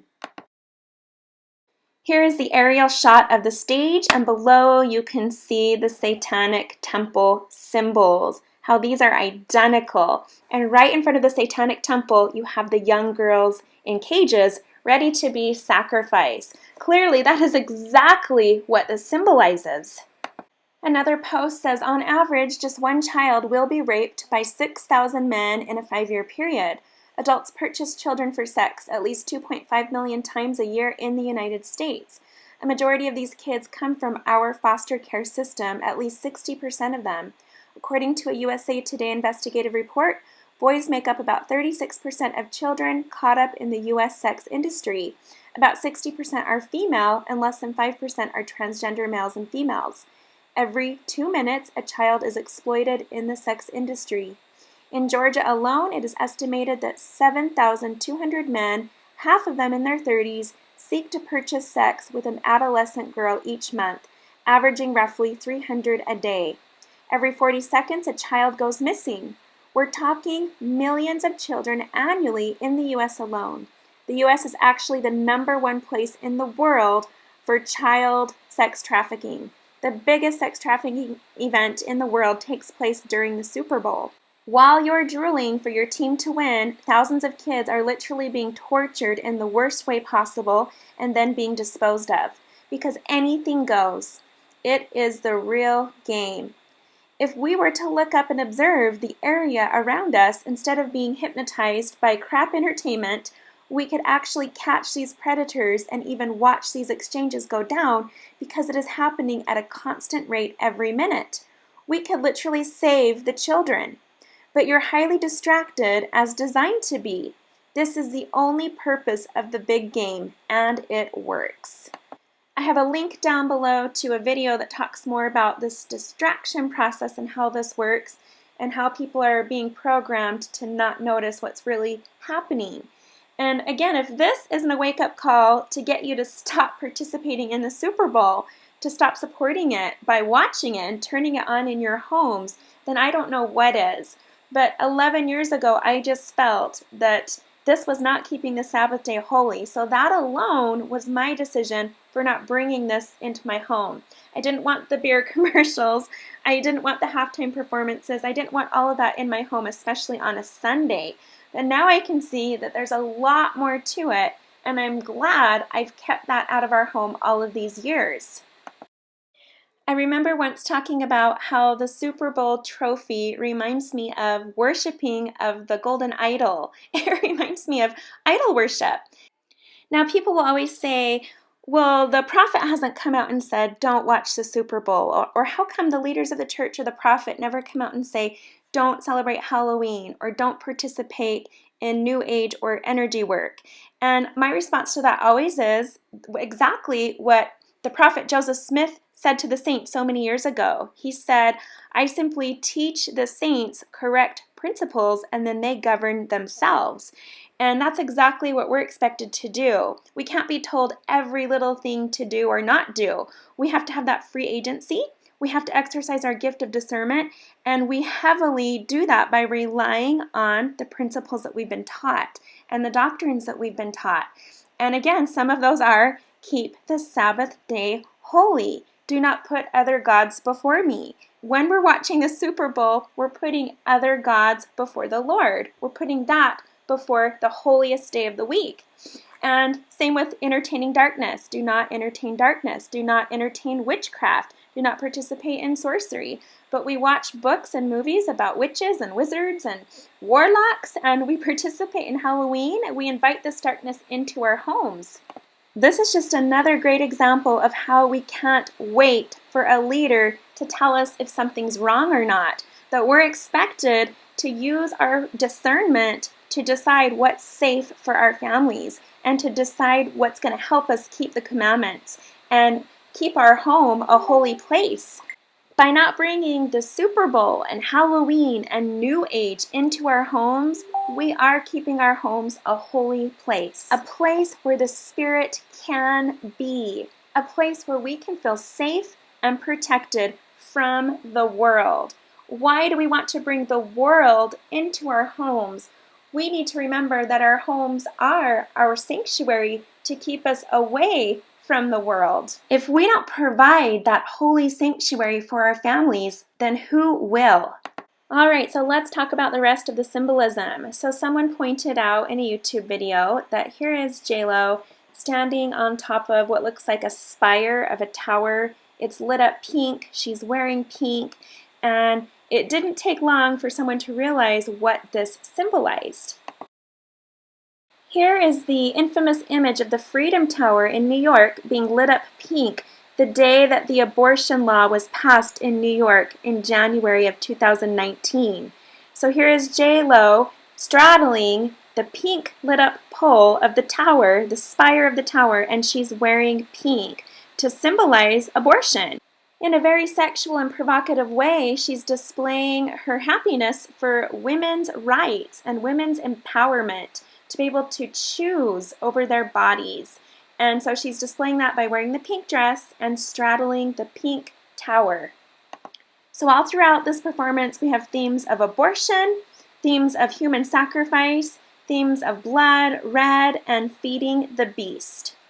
And my first thought while watching this video is, isn't it interesting that Satan is using women to fulfill his agenda, to carry out this message? He's using women, the very humans that carry human life, that bring forth human life. He's using them to destroy human life, to destroy their God-given right. What they are seeing is actually a twisted illusion of empowerment and rights. They think that they are having rights, the rights to choose, when in reality, their rights are being destroyed. the rights to create life, the rights to carry out life and bring forth life, those God-given rights are being destroyed. And for someone who's all about female empowerment, what about all the millions of female babies who never get a chance at life because they are being murdered? Who is standing in their court? Who is giving them a voice? Clearly, it's not celebrities. And then you have this scene here where J-Lo makes the position of Jesus Christ on the cross. And Shakira did the same thing as well at the end of her performance. And during this part of J-Lo's performance, I'm not going to show images, but all of her dancers got up and they all came together and grabbed her body, and they were all being overly sexual with each other, and it sort of portrayed this image of, you know what, do whatever you want, be promiscuous with whoever you want, the same gender, the opposite gender, married people, doesn't matter. Just if it feels good, do it. If it feels right, do it. Follow those animal instincts. Do what makes you feel good. It's all about self-gratification and not having to deal with any consequences. Being promiscuous with whomever, but not having to face the consequences. Being able to say, you know what, darn it, I messed up, I got pregnant. Well, I'm so glad we have abortion, so I can choose over my body to not be a mom at this time, to not be pregnant and have a baby. And so it's this highly powerful message in your face of women being sexual, women being objectified. You see these dancers, J-Lo and Shakira, and they're pretty much half naked, and they're showing every part of their body. J-Lo continued to grab the lower body part on her body. I'm not going to say, but she continued to grab that area. It reminded me of Michael Jackson. She did it over and over and over, and she did it very aggressively. The expression on her face was very disturbing, and it was just constantly this in-your-face, you know, female empowerment, sexual empowerment, being able to do what you want, when you want, where you want, with whom you want, and not having to deal with the consequences. I don't know how portraying women that way is empowering. I think this is actually destructive for women. This is what's teaching men to want to lust after women and to want to do horribly sexual things to women, because women are throwing it in their face just like this. They're saying, look at my body, lust after my body. And, you know, she's sticking her body parts into the camera and shaking them around and leaving nothing to the imagination. It's like she's taunting all the men out there and saying, look what I have, desire this, want this, lust after this. And then all the dancers on the stage are grabbing her body parts. She's letting everyone touch her and grab her. And that's what this is all about. I don't see how that's positive for women. I don't see how that helps women in any way. I don't see how that's empowering for women. You know what's empowering for women? The gospel of Jesus Christ is empowering for women. The truth about who women really are and what their nature really is found in the gospel of Jesus Christ. That's what's empowering. When women are virtuous, when they have values and standards, that's what's empowering. And President Nelson has told us in these last days, we need more women like that to stand up for what's right, for what's true, and what's virtuous, because that is powerful. That is what changes lives. It is righteous women who change the world for the better. And it is righteous women who the Lord relies upon in these last days to carry out his most important work. It is such a backward and twisted philosophy that the women of the world have. And I remember as I was watching this, I was noticing how all the men performers, the male singers and rappers that were on the stage with J-Lo and Shakira, they were completely covered. Long sleeves, shirts up to their neck, long pants. They were completely covered in clothes, and it was the women who were almost naked. Why is it always that way? Why is it always the women who objectify themselves and show everything, but then get very upset when men come after them in a lustful way and men are physically and sexually aggressive towards them? They get very upset about that. But yet that's the message they're sending them. They're opening up that invitation. It's like this double standard. Well, the performance ends by Shakira and J-Lo standing on, to me, what looks like an altar, as everybody cheers and shouts and praises them for a wonderful performance. The fact that they're wearing gold and silver reminds me of trophies. It's as though they look like an idol. It's like I'm seeing two idols standing on an altar being worshipped. Okay, and then this post says, it's like we're living in Sodom and Gomorrah and no one cares. Christians are all out there participating right along with the rest. I left the Super Bowl party I was at. The halftime show was literally pornography, including revealed genitalia and pole dancing. Some of this while there were children dancers on the stage. I'm livid, nauseous, crying. There's just no way to process this. And none of my friends, not one in my group, can understand why I'm angry. God help us. Yes, many were shocked that J-Lo did this on the stage with her daughter, while her daughter was on stage performing. I think she might have been one of the girls in those cages, I can't remember, but she came onto the stage at one point and sang right alongside her mother. And if you'll notice at that point, that's when Jennifer covers up. She takes a giant American flag and wraps it around her body when her daughter comes on the stage. And so I just was noticing that and thinking about how hard that would be. How could you portray that kind of an image and send that kind of a message in front of your young daughter? But apparently it's something she was very proud to do. Now, today and last night, I watched some talk show interviews, some of those morning talk shows across the country where they have the hosts are women and they talk about issues like this. And I watched some pretty popular ones, and they were talking about how proud they were of this performance. Now, a lot of these hosts of these talk shows are celebrities. They're a part of Hollywood. They're a part of the problem. And they were all saying how happy this halftime show made them. And one lady who was Latino said that she and her mother were in tears because they were so happy. The message that J-Lo was sending about Latino women and how they just were so proud of her and how she just rocked that stage and owned it and how she made the perfect statement for Latino women and how she's the perfect role model, especially in that moment, for all Latino women and young Latino girls. And then other women on the panel, of other races and other backgrounds and other faiths and religions were all agreeing with her and saying, oh, it was amazing, and we don't know why people are complaining about their performance. It was so awesome. It gave me chills. I was so proud in that moment. I was so proud to be a woman. I was so proud to be Latino. I was so proud to be an American. This is so awesome. And I kept hearing that over and over. So we're getting a different message from Hollywood. And then the rest of America, the real world, the majority, the silent majority, is no longer being silent about issues like this. We've seen quite the firestorm of comments coming through all over social media. So I don't think we're that much asleep anymore on issues like this. I think America is starting to speak up. They're starting to call it for what it is and saying this is not what we want.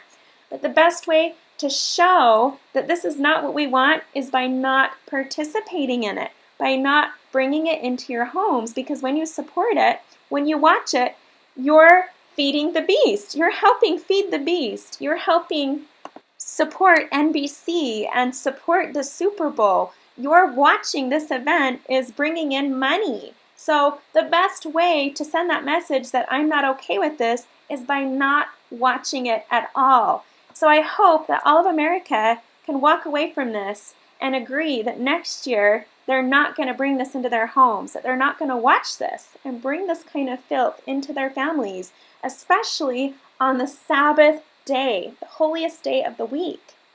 Let's not put these false idols before our own God. Let's show the Lord where our heart truly is every day of the year, every Sabbath day of the year. Let's not make any more exceptions. Let's be dedicated to our relationship with the Lord and our trust in the Lord and our faith in the Lord. Where do we stand with the Lord? Let's show Him by keeping the Sabbath day holy and staying away from all of this. And I'm not just speaking about the Super Bowl. I'm talking about award shows. I'm talking about all kinds of performances that we watch on TV where celebrities do exactly what we saw in the halftime show. They do it all the time. And they get up and they accept their awards and they spill out this agenda and these messages and these false philosophies. We bring that into our homes. We allow our children to watch this and hear this, and we let it absorb into their minds. Let's stop doing that. Let's stop supporting it, and let's stop helping bring in money for these organizations and TV networks. I can say that ever since years ago we stopped watching award shows and we stopped watching the Super Bowl, we have been greatly blessed for doing so. As I was watching the performance of Shakira and J-Lo and considering their age and how well they performed, their stamina, their energy, how they were all over that stage just like they were a 18-year-old girl, and I just couldn't help but notice their face expressions, and I just had this feeling, this vibe just came across that they were getting help from the other side, that they had demons on that stage helping them, that they were overcome by spirits of lust, spirits of pornography, spirits of fornication. And it reminded me of the Super Bowl halftime performance that Beyonce did years ago, where she actually admitted to having an alter ego, or what other people describe as being possessed by a demon when she performs. And her face expressions completely change. She has a completely different level of energy. She says she would never be able to perform that way without calling upon her alter ego personality to take over her body. And you can see her face becomes angry, she becomes aggressive. She too has these violent, sexual, aggressive dance moves, and it's a completely different energy than when you just see her going about her everyday business. I felt the same way about J-Lo and Shakira. I felt it was the same thing, that they're receiving aid, they're receiving assistance from the other side, from the dark side. Here's another post talking about February 2nd and the significance of that holiday in Satanism. You can read more about that here. But I just want to say, for more details on all of this and to hear more symbolism that I didn't even talk about in my video, I have a link down below. You can click on that and see more and learn more. And now, of course, this was the headline as well, the day of the Super Bowl, that the day of the Super Bowl, February 2nd, was a rare date known as a palindrome, which hasn't happened in over 900 years. And this is when you have a date that can be read the same both ways, frontwards and backwards. So you have 0202 of 2020, and when you read it backwards, you get 0202 of 2020. And someone posted, "Today's date is truly epic. Groundhog Day, Sabbath, Super Bowl, and a palindrome. A date that reads the same forward or backward. The last one was more than 900 years ago on 11/11/11/11. Now look, there's those numbers, 111. There won't be another one for 101 years, then not for about 1,000 years after that. 0303 of 3030. Amazing." Now, many also pointed out that this was a highly significant day and a highly significant Super Bowl because it was the 33rd annual Super Bowl event. And 33, of course, is a very important number in the world of Freemasonry. It's the highest level one can achieve, a 33rd degree Mason. And there's so many videos out there. If you go and YouTube it, Google it, you'll find articles and videos all about the number 33 and how the occult uses that in everything that they do. So they were saying that this was a very significant Super Bowl, more than ever, because it was on a day of a sacred number. I also saw people posting that on February 2nd, on the day of the 33rd Super Bowl, there were precisely 333 days left in the year. So all around, it was a significant number and day for members of the occult, and how that number is very significant and very holy to them. Okay, so enough about all of that. I now want to talk about a positive message that came out of the Super Bowl, because I also feel that because the whole world is watching that platform and that stage, that's the perfect place for God to send His message. And I have found every year for there to be a message somehow in the Super Bowl that's positive. So I have some friends that live in Missouri and live near the Kansas City area, and one of them shared this image right here. It's an aerial view of that part of Missouri, and it just shows the eruption of celebration and the fireworks that showed up on the radar. And now I want to point out that you don't have to watch the Super Bowl to get the message from the Lord. You can just find it out the next day. You can find it out simply from the score and the mascots of the teams who won or the teams who lost. That's the way it's been for me. So we have the Kansas City Chiefs playing against the San Francisco 49ers. So my friend Beth pointed out something interesting. A connection that she made was the Chiefs and the 49ers both have symbolism of the 1800s, the pioneer days. Now, I talked about in my last video message how Beth and I were having this conversation about getting this feeling of a repeat taking place. Everything that happened in the early stages of the church with the restoration, we feel this repeat coming. That was the part of the video where I was reading Beth's timeline, and she was talking about things that happen every 7 years in church history and also every 14 years. So that was the part of the video where I was talking about this.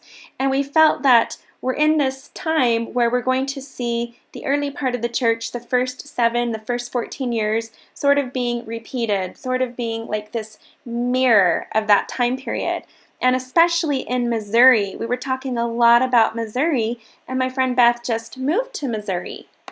I don't think it's a coincidence that the Super Bowl team that made it to the Super Bowl and won the Super Bowl comes from Missouri, the Kansas City Chiefs. There was victory in Missouri. This is significant. We can see that everything is pointing to Missouri. Celebrations in Missouri, fireworks going off in Missouri, big announcements happening with Missouri. We talked about in the last couple of video messages as well of when President Nelson asked the sisters of the church to read certain scripture verses and really ponder those, especially the footnotes, and how we were all led to that part that talks about Missouri and prophecy relating to Missouri and the temple in Missouri, the temple in far west. We talked about all of that. I shared posts and talked about how land is being cleared in Missouri, and a lot of people are taking notice of that, and how the church is buying up more and more land, and that land is being cleared. So it feels like something amazing is on the horizon. And here's another post that a friend shared with me that lives in Missouri, and it says, Kansas City comeback, and she circled comeback. It's like, come back to Missouri. Also, Missouri is having a comeback. We're going to have a part 2. We're going to have a second chance with this, and we're going to get it right this time. It's just overall a really good feeling, pointing to good things happening in Missouri. Good things are on the horizon. The Lord has something amazing in the works. She also shared a screenshot of this, the Missouri executive order that was issued in the 1800s that it was legal to exterminate all Mormons. How the number of that order was number 44. That's a number we see all the time. I talk about it all the time. It's another pay attention number for me just to get my attention. And you know what? I've been seeing it all throughout the editing of this video. But she showed a screenshot of this, and it was also a reminder how this extermination order was brought up again not too long ago, and we received an apology from the governor of Missouri apologizing on behalf of the state of Missouri for the suffering that it had caused the Mormons. So just so interesting, the timing of all of this and her pointing this out. So since Sunday, a lot of people have been sending in articles and posts to me talking about all the other wonderful things that have to do with the Kansas City Chiefs in relation to what we're talking about. And my friend Beth posted this in our 11th hour group, which sums up all the other messages that I've been receiving from everyone.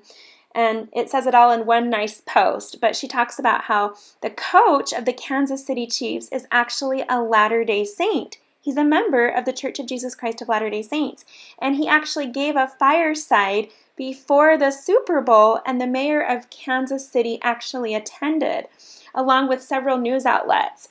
And during this fireside, he openly talked about his faith and the church, and this made it into all the local newspapers, and it was a very positive, uplifting message for people to hear about the church. All eyes were on the church in that moment. So the Lord definitely is using this to his advantage. He's definitely using this to send a message. She also pointed out, and it's been pointed out by others that have sent in posts to me, that the lead quarterback is a devout Christian, and he testifies of Christ and his faith, often on social media and in interviews. He once said in an interview that the team does a Bible study every Friday, and goes to chapel every night before a game to help them keep their faith on track and their head in the right place. Here's another screenshot that shows the team with the quarterback kneeling and praying before the game. How often do you see things like this happening in sports? You don't. Usually you see people taking a knee for the flag and you see that kind of attention. But you don't see things like this anymore. This is rare. And so it's so encouraging, it's so refreshing to see a team who are very vocal about their Christian beliefs in a very positive way show this on the football field in front of all the world to see. This is awesome. And the message that I'm feeling, the message that I'm hearing is that now is the time.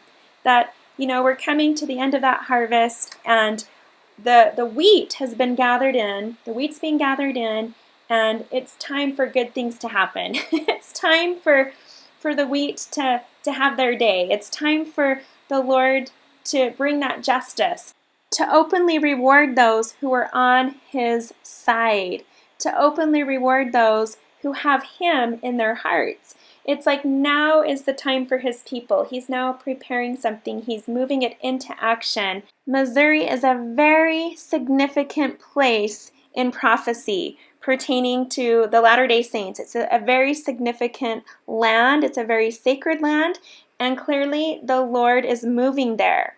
We can see, I've done other videos about this, that there's a lot going on with the people of Missouri. There are a lot of people there who are hungry for God in their lives, and they're trying to do the right thing, and more people are coming together. We see, a big area filled with Christian values, and it's not that way for everyone, but we can clearly see something is happening there. The Lord is preparing something. He has something in the works, and we can see Him moving in that area. And remember, in the year 2024, we have that second eclipse that comes across the United States and makes an X right over Missouri. Clearly, the Lord is trying to draw our attention to this land, to this place. On the contrary, I think about the city of San Francisco right now and what that city represents, what we're always seeing in the headlines about the crazy amounts of homelessness and the trash all over the streets, the human feces, and the problem that they're dealing with, the liberal agenda. Everything that's being overrun in the city is the result of liberal leadership. I believe that's Nancy Pelosi's district, and she's the one who led us into the impeachment against President Trump. And we just see what that city represents and how that city was the loser in this game, that they came out the loser, and that Missouri, Kansas City, came out the victor. It sort of is a reflection of what we're actually seeing in the physical.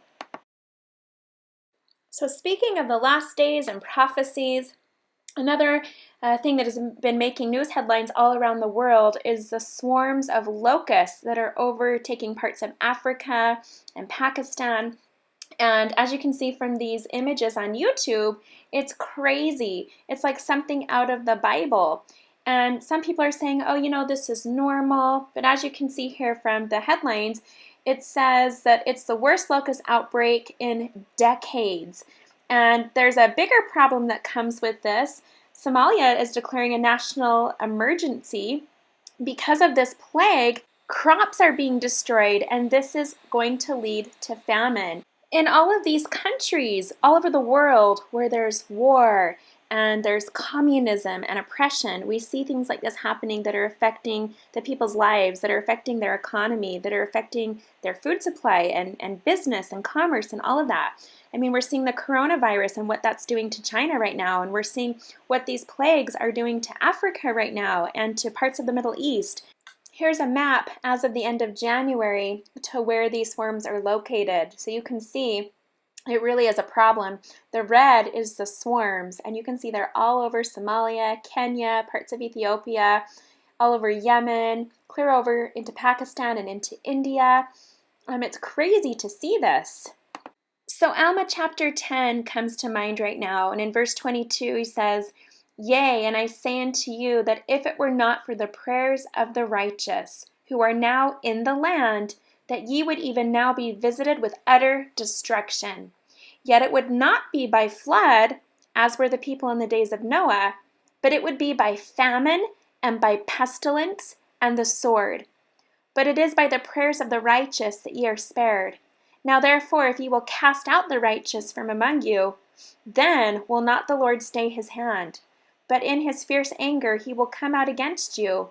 Then ye shall be smitten by famine and by pestilence and by the sword.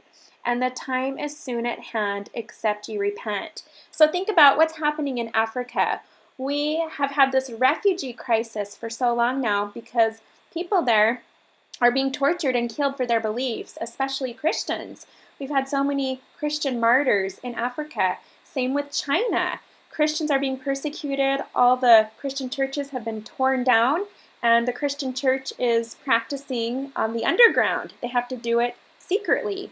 So we can see in nations where people oppress God's people, where people oppress Christians, this is what happens. We see the famine and the pestilence and the sword. That's what we see happen time and time again. Now, why are we spared in America, especially when we see things happening like we saw during the Super Bowl? It's because of the prayers of the righteous. Because I believe the majority of Americans are the righteous. I believe we are the silent majority. And I believe that because of our prayers, that's what has been sparing our nation. But when that majority starts to become the minority, or when we become oppressed even more, mark my word, this is what you will see in our own land. And now the Lord is preparing this earth to receive the Savior when He comes. This earth is being cleansed. And the Lord told us in scriptures that He's no longer going to use floods and water to cleanse the earth, but that instead He's going to use fires and pestilence and plagues. He's going to use all of these things to cleanse the earth of wickedness. So we can see that things are really picking up and that this earth is getting prepared. It's getting cleansed.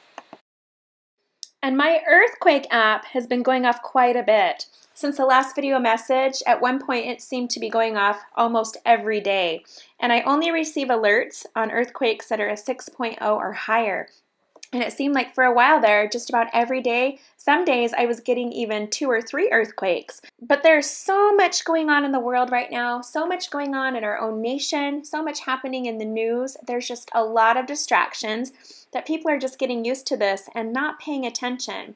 But we can be reminded in the scriptures. Here in Matthew 24 it says, "And ye shall hear of wars and rumors of wars.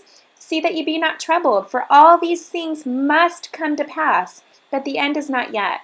For nation shall rise against nation, and kingdom against kingdom. There shall be famines and pestilences and earthquakes in diverse places. All these are the beginning of sorrows. Then shall they deliver you up to be afflicted, and shall kill you. And ye shall be hated of all nations for my name's sake. Then shall many be offended, and shall betray one another, and shall hate one another. And many false prophets shall arise, and shall deceive many." I've talked about these false prophets quite a bit lately in my videos. "And because iniquity shall abound, the love of many shall wax cold, and people only love themselves. But he that shall endure unto the end, the same shall be saved." All right, now speaking of these last days, these are the kind of things we can expect. I wasn't surprised, I guess I should say, to see this pop up in my YouTube feed today. It's a video put on by Vogue magazine, which is a magazine dedicated to fashion, and it's titled "Inside Fecal Matter's Extreme Beauty Routine." Now, I have no idea who fecal matter is or who they are. It looks like it's a man and woman. I think they might even be a husband and wife. There's some kind of icon in the fashion industry, I'm not sure, but what kind of a name is fecal matter? And if you look at this image, what does this portray? Does this portray children of the Lord? To me, it looks like someone who's had their identity stolen. You don't see any light in their eyes. Their eyes are black. They wear the contacts to make their eyes black, and they put things on their body that represent bondage. These are Americans. This is fashion, and this is what's acceptable. This is the kind of world that we're living in right now. And you can see this headline: because of the coronavirus, a lot of people are afraid to travel right now and they're canceling their trips. I've seen a lot of people canceling vacations and not getting their money back. There was one news article where a family put out $36,000, or was it 36 million? I can't remember. It was quite an extraordinary amount. I couldn't believe it. And they put it out for a trip and decided to cancel it because of the coronavirus, and they didn't get any of that money back. This truly does affect the world economy, and it also reminds me of prophecy about the missionaries being sent home because conditions are not safe in those countries. Another major headline since the last video message was the death of Kobe Bryant. And of course, there have been many videos put out there with conspiracy theories that this was an inside job, that it was no accident. And I'm not gonna lie, I did watch some of those videos, and I was surprised by what I saw. There were so many things that were fact-checked that really did happen, that really do point to this not being an accident. Here's one of those. Here's a screenshot. When somebody did a Wikipedia search for when did Kobe Bryant die, this came up, and as you can see, it actually said date of assassination, and then I think that's since been changed. I'll have a link in the video description if you want to learn more, but there were also screenshots of tweets and social media posts from years back saying that Kobe Bryant would die in a helicopter crash. People said it, people wrote about it in comics, and so it's interesting that that's exactly how he died.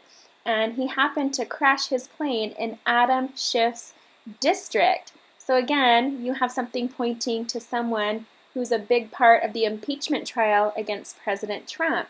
Kobe Bryant had ties to the Clintons, and they were funding his organization for his basketball camps. I have talked in past videos before about Q Anonymous and how Q Anonymous always posts things and then they happen.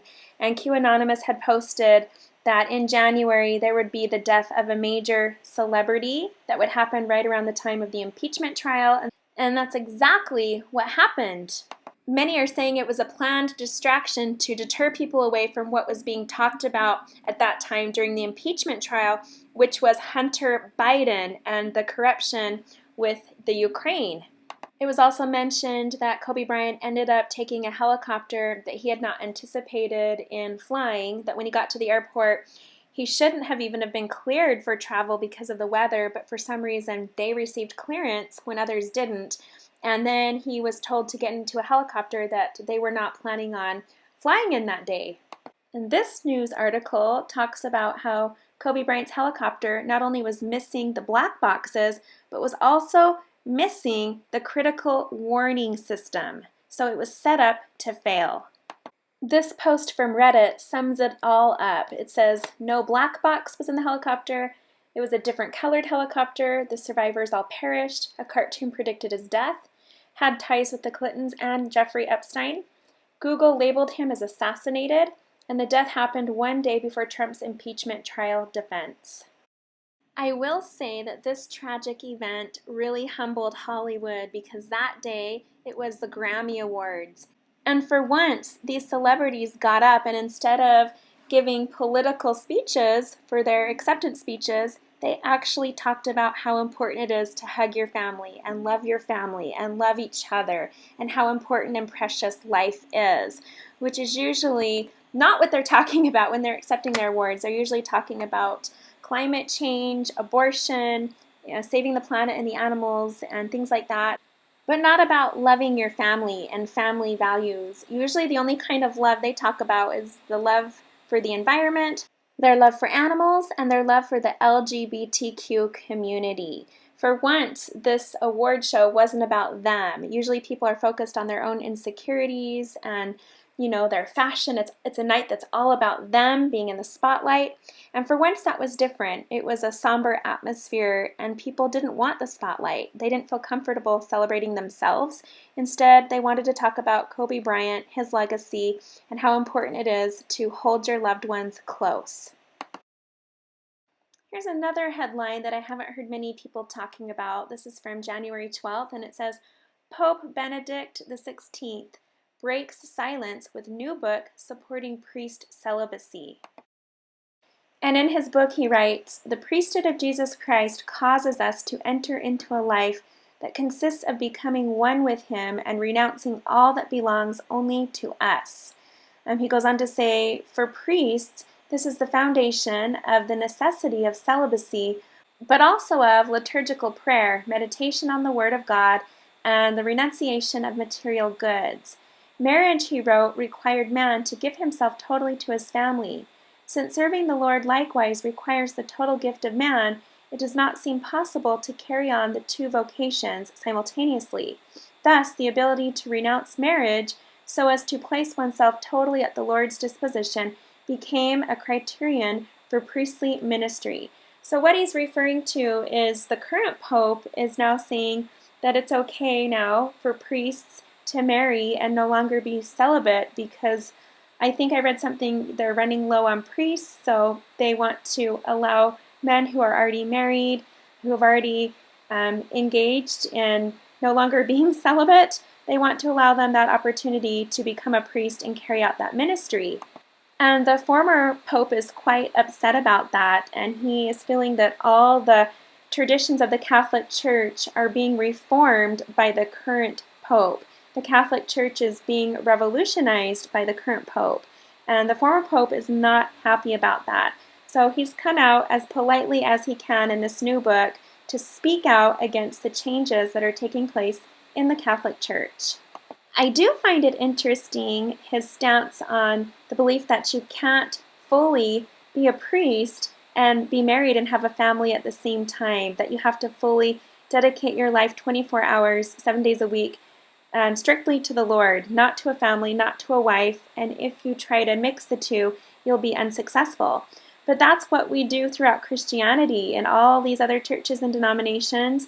We have leaders, pastors, teachers who balance family and church life. And in the Church of Jesus Christ of Latter-day Saints, we don't get paid to serve in the church. It's not our full-time vocation. We carry on full-time jobs to sustain our families, and on the side, we carry out our responsibilities in the church, which are assignments that we're called to by the Lord, and we're not paid to carry out these assignments. But we also balance family and church life, and we're able to do so. So it's interesting that the Pope, and in the Catholic Church, it's traditionally always been seen that you can't do both. So I just find that pretty interesting. Okay, so here's a headline that no one has been talking about. President Trump announces the right to pray in public schools. It says President Donald Trump is taking steps to solidify his evangelical base by proposing easier access for religious organizations to federal programs and reaffirming students' right to pray in public schools. This is a big deal, and no one's talking about it. And as you can see right there, under subscribers, there's that number I always see, 44. Speaking of numbers, I'm now going to share some of the screenshots that I've taken over the last few weeks since my last video message. Here's one I actually took last year that I forgot to share in my first video of the year. But it had the number 1111 all over it in regards to the Australian brush fires. The season started on November 11th. Then while doing family history, I see this pop up about one of my ancestors, and there's the number 123. I've talked about how when I see 123, I always hear in my mind the countdown. We either say 3, 2, 1, or we tell our kids, I'm giving you till the count of 3. 1, 2, 3. And I really feel that we're at that point where we're at the countdown. It's just a matter of moments before the Lord's return, and these are the things that are of most importance. Gathering Israel on both sides of the veil. Gathering in our families. I took a screenshot towards the end of the year and forgot to share this as well, but there it is again, 123 and 113 in an email from Amazon. Another reminder to focus on family and the gathering on both sides of the veil. That's what 113 always represents to me. And you have, again, the countdown. 1, 2, 3. Time is running out. Then I happened to get another receipt with a purchase total of $44.40. The last one was $44.44. So again, the 4. Keep seeing that everywhere. And for me, Not only is it a reminder of the extermination order number 44 from Missouri, the order that granted it to be legal to exterminate Mormons, but it also reminds me of the 144,000. So I'll either see it as 44 or 144. But could this be a reminder of what happened back then repeating itself? We talked about patterns, and we talked about in the last video things in our day mirroring what happened in the beginning of the restoration of the church. Maybe not so much legal assassination repeating itself, but maybe more persecution. I decided to listen to the audio version of the first book of Esdras on YouTube, and I noticed when I clicked on this, under subscribers, there it is, 111, under Seal of the Living God.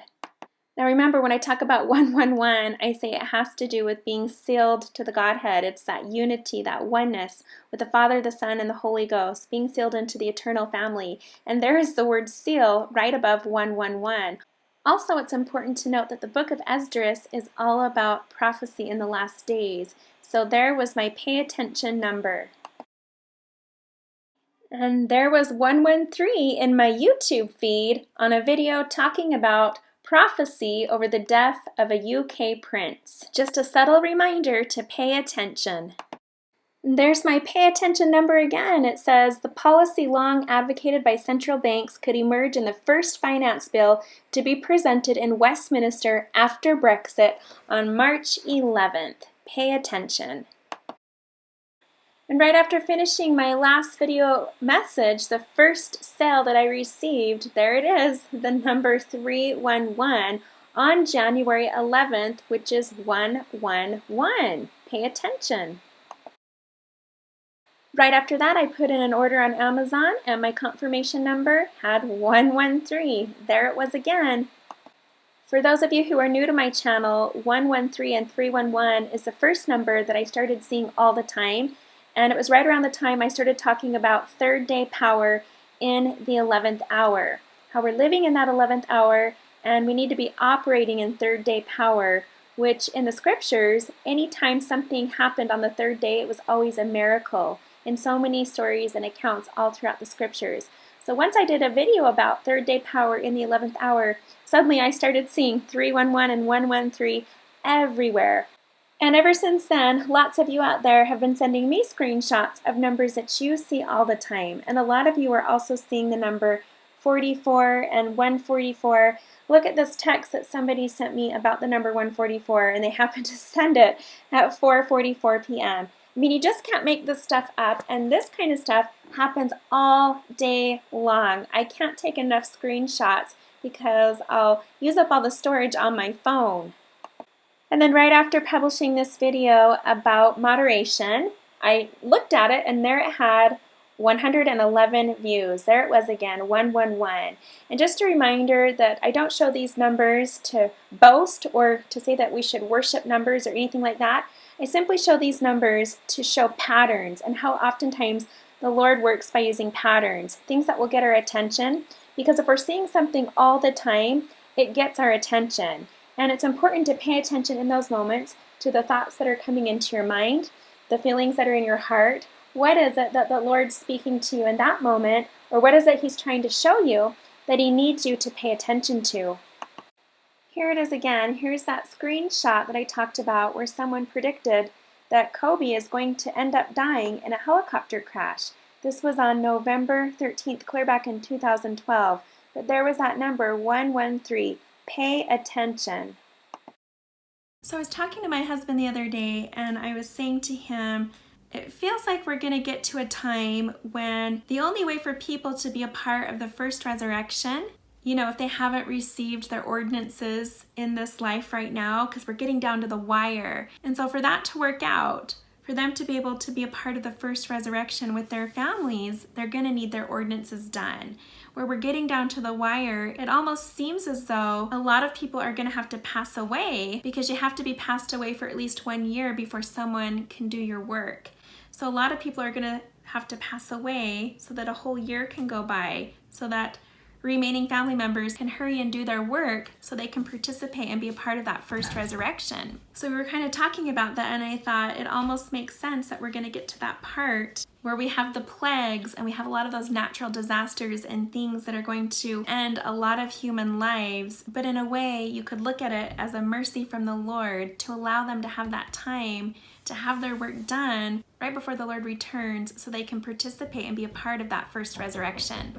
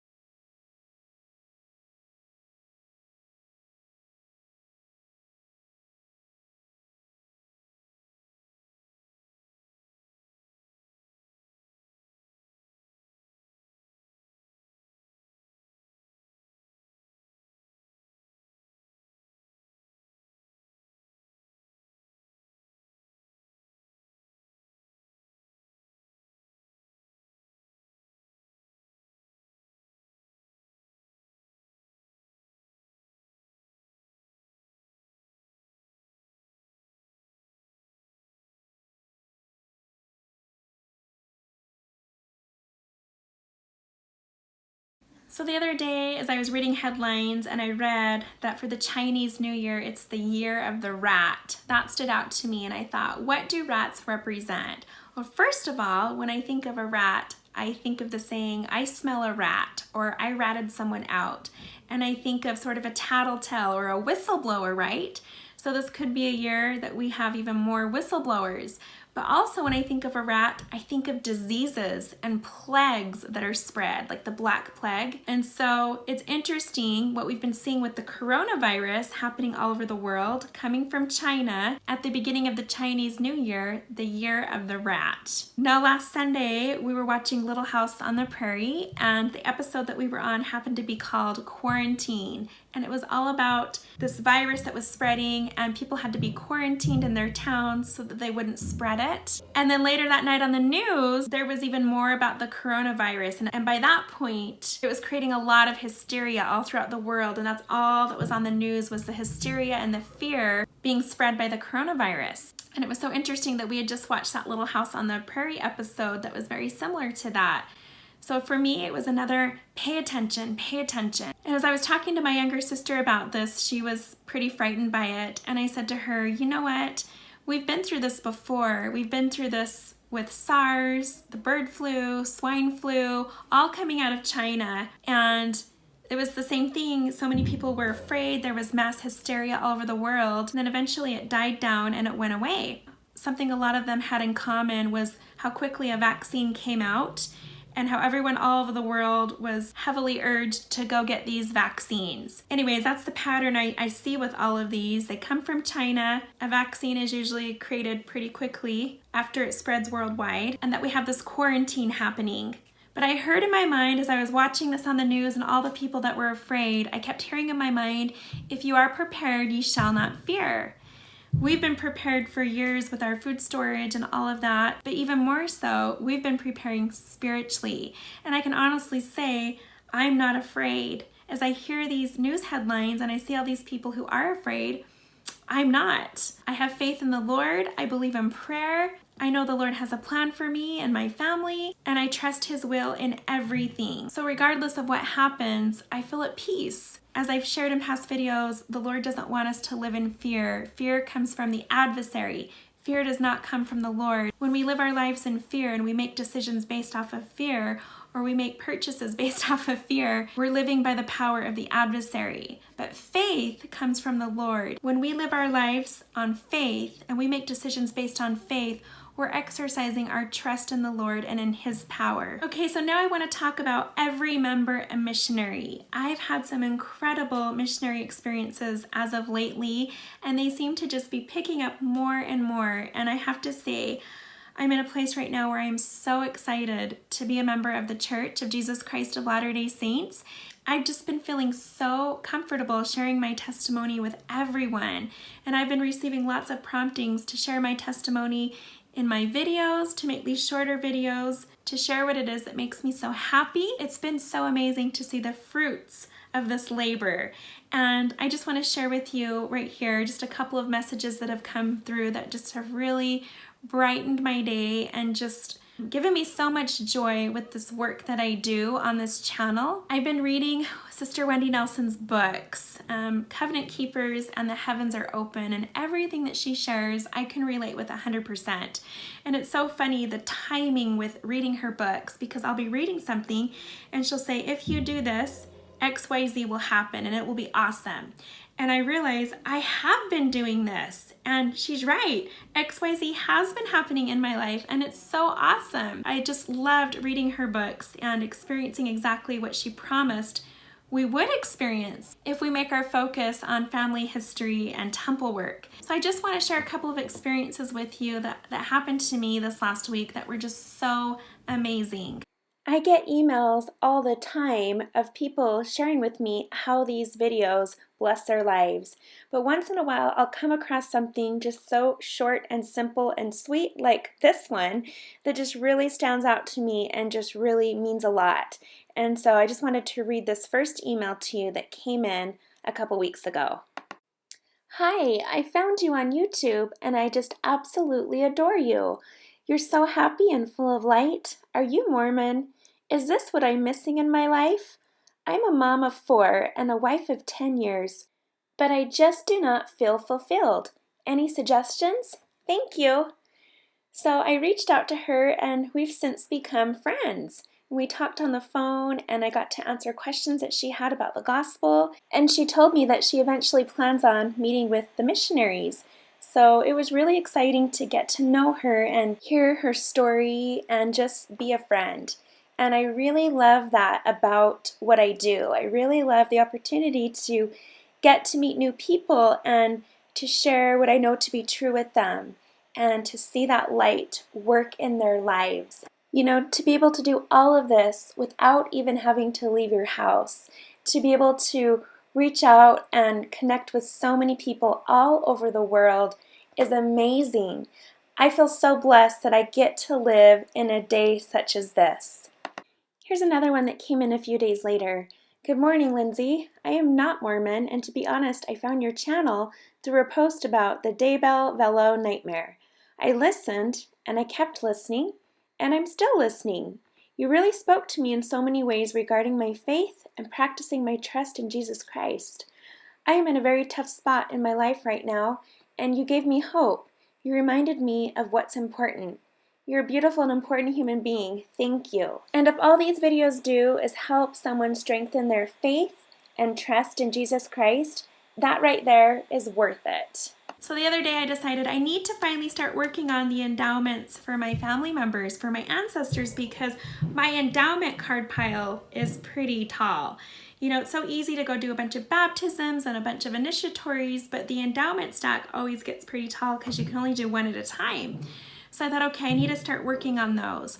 So the other day I had a stack and I just closed my eyes, I said a prayer, and I felt through them till one of the cards felt right. I prayed, lead me to the person who's ready. So I pulled out a card and her last name was King, and I thought, okay, yes, this feels right. She's ready. So I drove to the temple, and all of a sudden I had this feeling, pay attention to the license plate in front of you. So I read the license plate in front of me, and sure enough, it says King. That was a sign, that was a witness for me that yes, she indeed was ready for her work, and she was so excited that I was about to do it. She had waited for so many years. Another experience that I wanted to share is there was a day where me and my daughter were doing family history work, and I was teaching her how to do it. We must have spent 2 hours on the computer and we didn't find one name, and so she got pretty frustrated, and I didn't want her to feel frustrated with her very first experience doing family history work. So the next day we decided to give it another try, and I thought, oh my goodness, I didn't even start with a prayer last time. That's my problem. Sister Nelson also talked about that in her book, and that's something I usually do. So we started out with a prayer that we would be led right away to the people who were ready to have their work done. So we said that prayer, and within just a couple of minutes, we found 6 new names that quick to take to the temple. So that was a pretty awesome experience. And another reminder to always begin this work with prayer to be led to those who are ready. So as I've been doing all this work, as I've been making this a priority and putting more effort into sharing my testimony and doing these videos and being present online and sharing my testimony that way as well, I've just felt such a shift in my life, and I've just had this overwhelming excitement and happiness and zeal for life. At the beginning of this year, I got called as the primary music time lady, the primary chorister. And prior to this calling, I have never led music before. I had no idea how to do it. And I wondered why they had called me to this, because I don't have a formal education in music. I've never led music before, so I quickly realized I could go onto YouTube and be self-taught how to lead music, which is what I did. But to be honest, even though I wasn't sure how to do this calling, I was so excited to do it. So I've been doing it for a few weeks now, and every week it just gets better and better, and I just have such a love for teaching these kids, and the Spirit is always so strong when we're singing and when I'm teaching them these songs. And it's just been an incredible experience. I've noticed over the last couple of weeks, every time I go to the temple, or I'm at church, or I meet complete strangers, they all have been commenting on my appearance and my countenance. So basically my light. And they've all been commenting in a very positive way. So it's just been so rewarding and so awesome to see the effects of this shift in my life, to see that other people are noticing my joy increasing and my light brightening. So through all of this, I find that the more that I'm willing to share the gospel and to gather people on both sides of the veil, the more opportunities I've been receiving, and it's just been happening so often and so fast. Another example that I wanted to share that just happened this week, we found out last weekend that my mother-in-law had been in the hospital. We didn't know. She'd been there for a few days and we didn't know. She's been in and out of the hospital off and on over the last couple of months, and she's supposed to be having a surgery today. And I just remember feeling really bad about it, about how much pain she's in and how sick she's been and how things just haven't been looking good for her. I started to think that maybe this is an opportunity for us to share the gospel again. Maybe this is an opportunity for us to send her love from across the ocean through the hands of others. The more I thought about that, the more good that it felt. So I decided to reach out to the small branch of Latter-day Saints in her town, and it's very small. And I reached out through Facebook and I explained the situation and said, we would love to give her a blessing. My husband would love to give his mom a priesthood blessing, but we're so far away we can't do that. Would you be willing to find some priesthood holders in your branch who would go to the hospital and do that on our behalf? And she said, sure. So Monday, she reported back to me and said, we just went to the hospital today, just as your mother-in-law was checking out, and we offered to give her a blessing, and she said yes. And so she said, the priesthood holder laid his hands on her head, he blessed her, and she said there were tears in her eyes, and she was so happy that they did that. It meant so much to her. It was a way for her to feel her Savior's love for her and to feel our love for her through the hands of someone else. And it's these opportunities for service and reaching out and sharing that truly is gathering people in. It truly is bringing so many to the gospel. So I felt prompted to reach out to the branch there and find someone who could give her a blessing for us.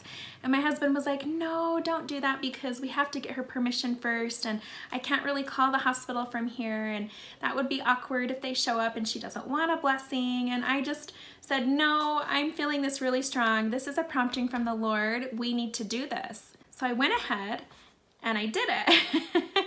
But I'm just seeing that there's so many people out there who are suffering and who are experiencing illness, tragedy, challenges on so many different levels, who are feeling lonely and depressed or experiencing anxiety. They're suffering in one way or another, and they're looking for answers. They're open to hear more. They're open to hear that good news. And that's been my experience. Over the past few weeks, I have had so many opportunities to reach out and help others who live in other parts of the country and other parts of the world. It's just amazing, this day and age that we live in with this technology that allows us to have such influence and so many opportunities all over the world. We don't even have to leave our homes, and we can serve others, bless others, help others, and teach others about the gospel. So that's become my passion right now. That's something that I have been putting all of my time, talents, and efforts into, is just sharing the gospel on both sides of the veil, helping do the work and build the kingdom on both sides of the veil. And it has brought me so much joy. I can't even explain it. So this is probably the happiest I have ever been in my entire life. Earlier, as I was talking about all of these groups and cults and wolves in sheep's clothing, something else I noticed that they all have in common is they're not making any effort to gather people into the gospel. They're not making any effort to go out and share the gospel, to do missionary work, right? To serve others. It's very private, very limited, very underground, very self-based, and there just seems to be no desire to do that. The desire and the motivation and the goal seems to be to teach secret knowledge and focus on self-progression to elevated places and being part of those elite groups. But I'm telling you right now, true happiness and true joy is found in the simplest of ways, through the simplest things, just sharing the gospel, just reaching out and serving and loving and praying for other people. These are simple little ways through which greater things will happen. And we just talked about this in the Come Follow Me lesson this week with our kids as we were reading in 1 Nephi. We were reading about through small means great things come to pass. And that's exactly what this is. It's just the little things. It's just serving and loving and reaching out and sharing and testifying where great things come to pass. That's what our focus needs to be right now. And I promise you, that's what will bring us our greatest joy right now in this final hour that we live in. Not secret knowledge, not books, not classes or seminars or organizations, not money, not supernatural experiences, but the small, simple things will bring us our greatest joy. One last thing I just want to share real quick. Last weekend, last Saturday, it was our Stake Women's Conference. And at the same time, on the same day, it was my grandma's funeral. And it was just a funeral service my mom had planned. My grandma passed away in Tennessee, and she was cremated and her ashes are in Tennessee, and they had a service for her over there. But my mom wanted to plan something here where she could be remembered. So she planned that at the same time on the same day as our stake women's conference, which I had been invited to sing at. And so I just felt really strong. I was supposed to be at that women's conference and sing and still try to make it to my grandma's funeral, which I had also been asked to sing at and speak at. So I just prayed to the Lord and I said, Lord, these are both two good things and they're both important. The funeral is very important, that's my family, but I really feel that I'm supposed to sing at this conference. So if it's possible, will you allow for both to happen? And I just had this peaceful feeling that it will all work out. I just kept feeling it's all gonna work out. It will all work out. So Sister Amy Wright was the keynote speaker and she serves on the General Young Women board. So it was really neat to hear her speak, and a couple things she said really stood out to me. So in regards to social media, she said, when we're on Facebook and we're on Instagram, are we trying to impress or are we trying to bless? So are we seeking to impress other people or are we seeking to bless them? And the timing of that was amazing because that's exactly how I've been feeling over the last several weeks, is that I have this strong desire to use social media more than ever to reach out and bless other people, to share things that will uplift their lives, bring them hope, make them smile. And so to hear her say that just was perfect timing. And then she also talked about doing the best things in the worst of times. She said, in the worst of times, will you be doing the best of things? And it made me think about the days that we're living in right now. Many would say that we're living in the worst of times, but I choose to believe that we're living in the best of times. And that during these times, whether you consider them to be the best of times or the worst of times, what are you doing? Are you doing the best of things? That's the message that I wanted to leave with you today, is that regardless of what's going on in the world, regardless of what your circumstances are, regardless of what the news is saying, are you doing the best of things? And if you are, you will feel your greatest peace and your greatest joy. So I have to tell you what happened. I can't leave you hanging. So the keynote speaker actually went over time. She went over by about 15, 16 minutes, and I was starting to think, maybe I'm not gonna get to sing, because I should have left 16 minutes ago if I want to get to the funeral on time.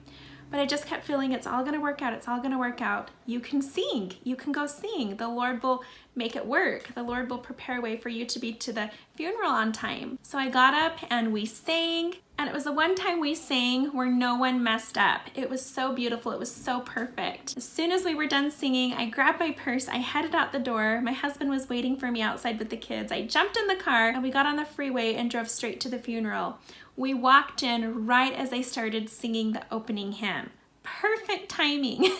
So I was still able to be a part of the funeral. I was able to sing, I was able to speak, and I was able to record it. Anyway, so I just wanted to testify and share that the Lord always has a plan for us. And when we're seeking to do what's right, when we're seeking to do the best of things, when we're seeking to do His will in all things, there's always a way. It will always work out. We can always have peace. We can always be comforted knowing that He provides the way. I know that to be true. Anyways, thanks so much for joining me today, you guys. Thank you so much for your support, your encouragement. I love to always hear your stories when you reach out to me. Thanks so much for all you do. I hope you have a wonderful day. I hope you have a wonderful week, and I will see you next time.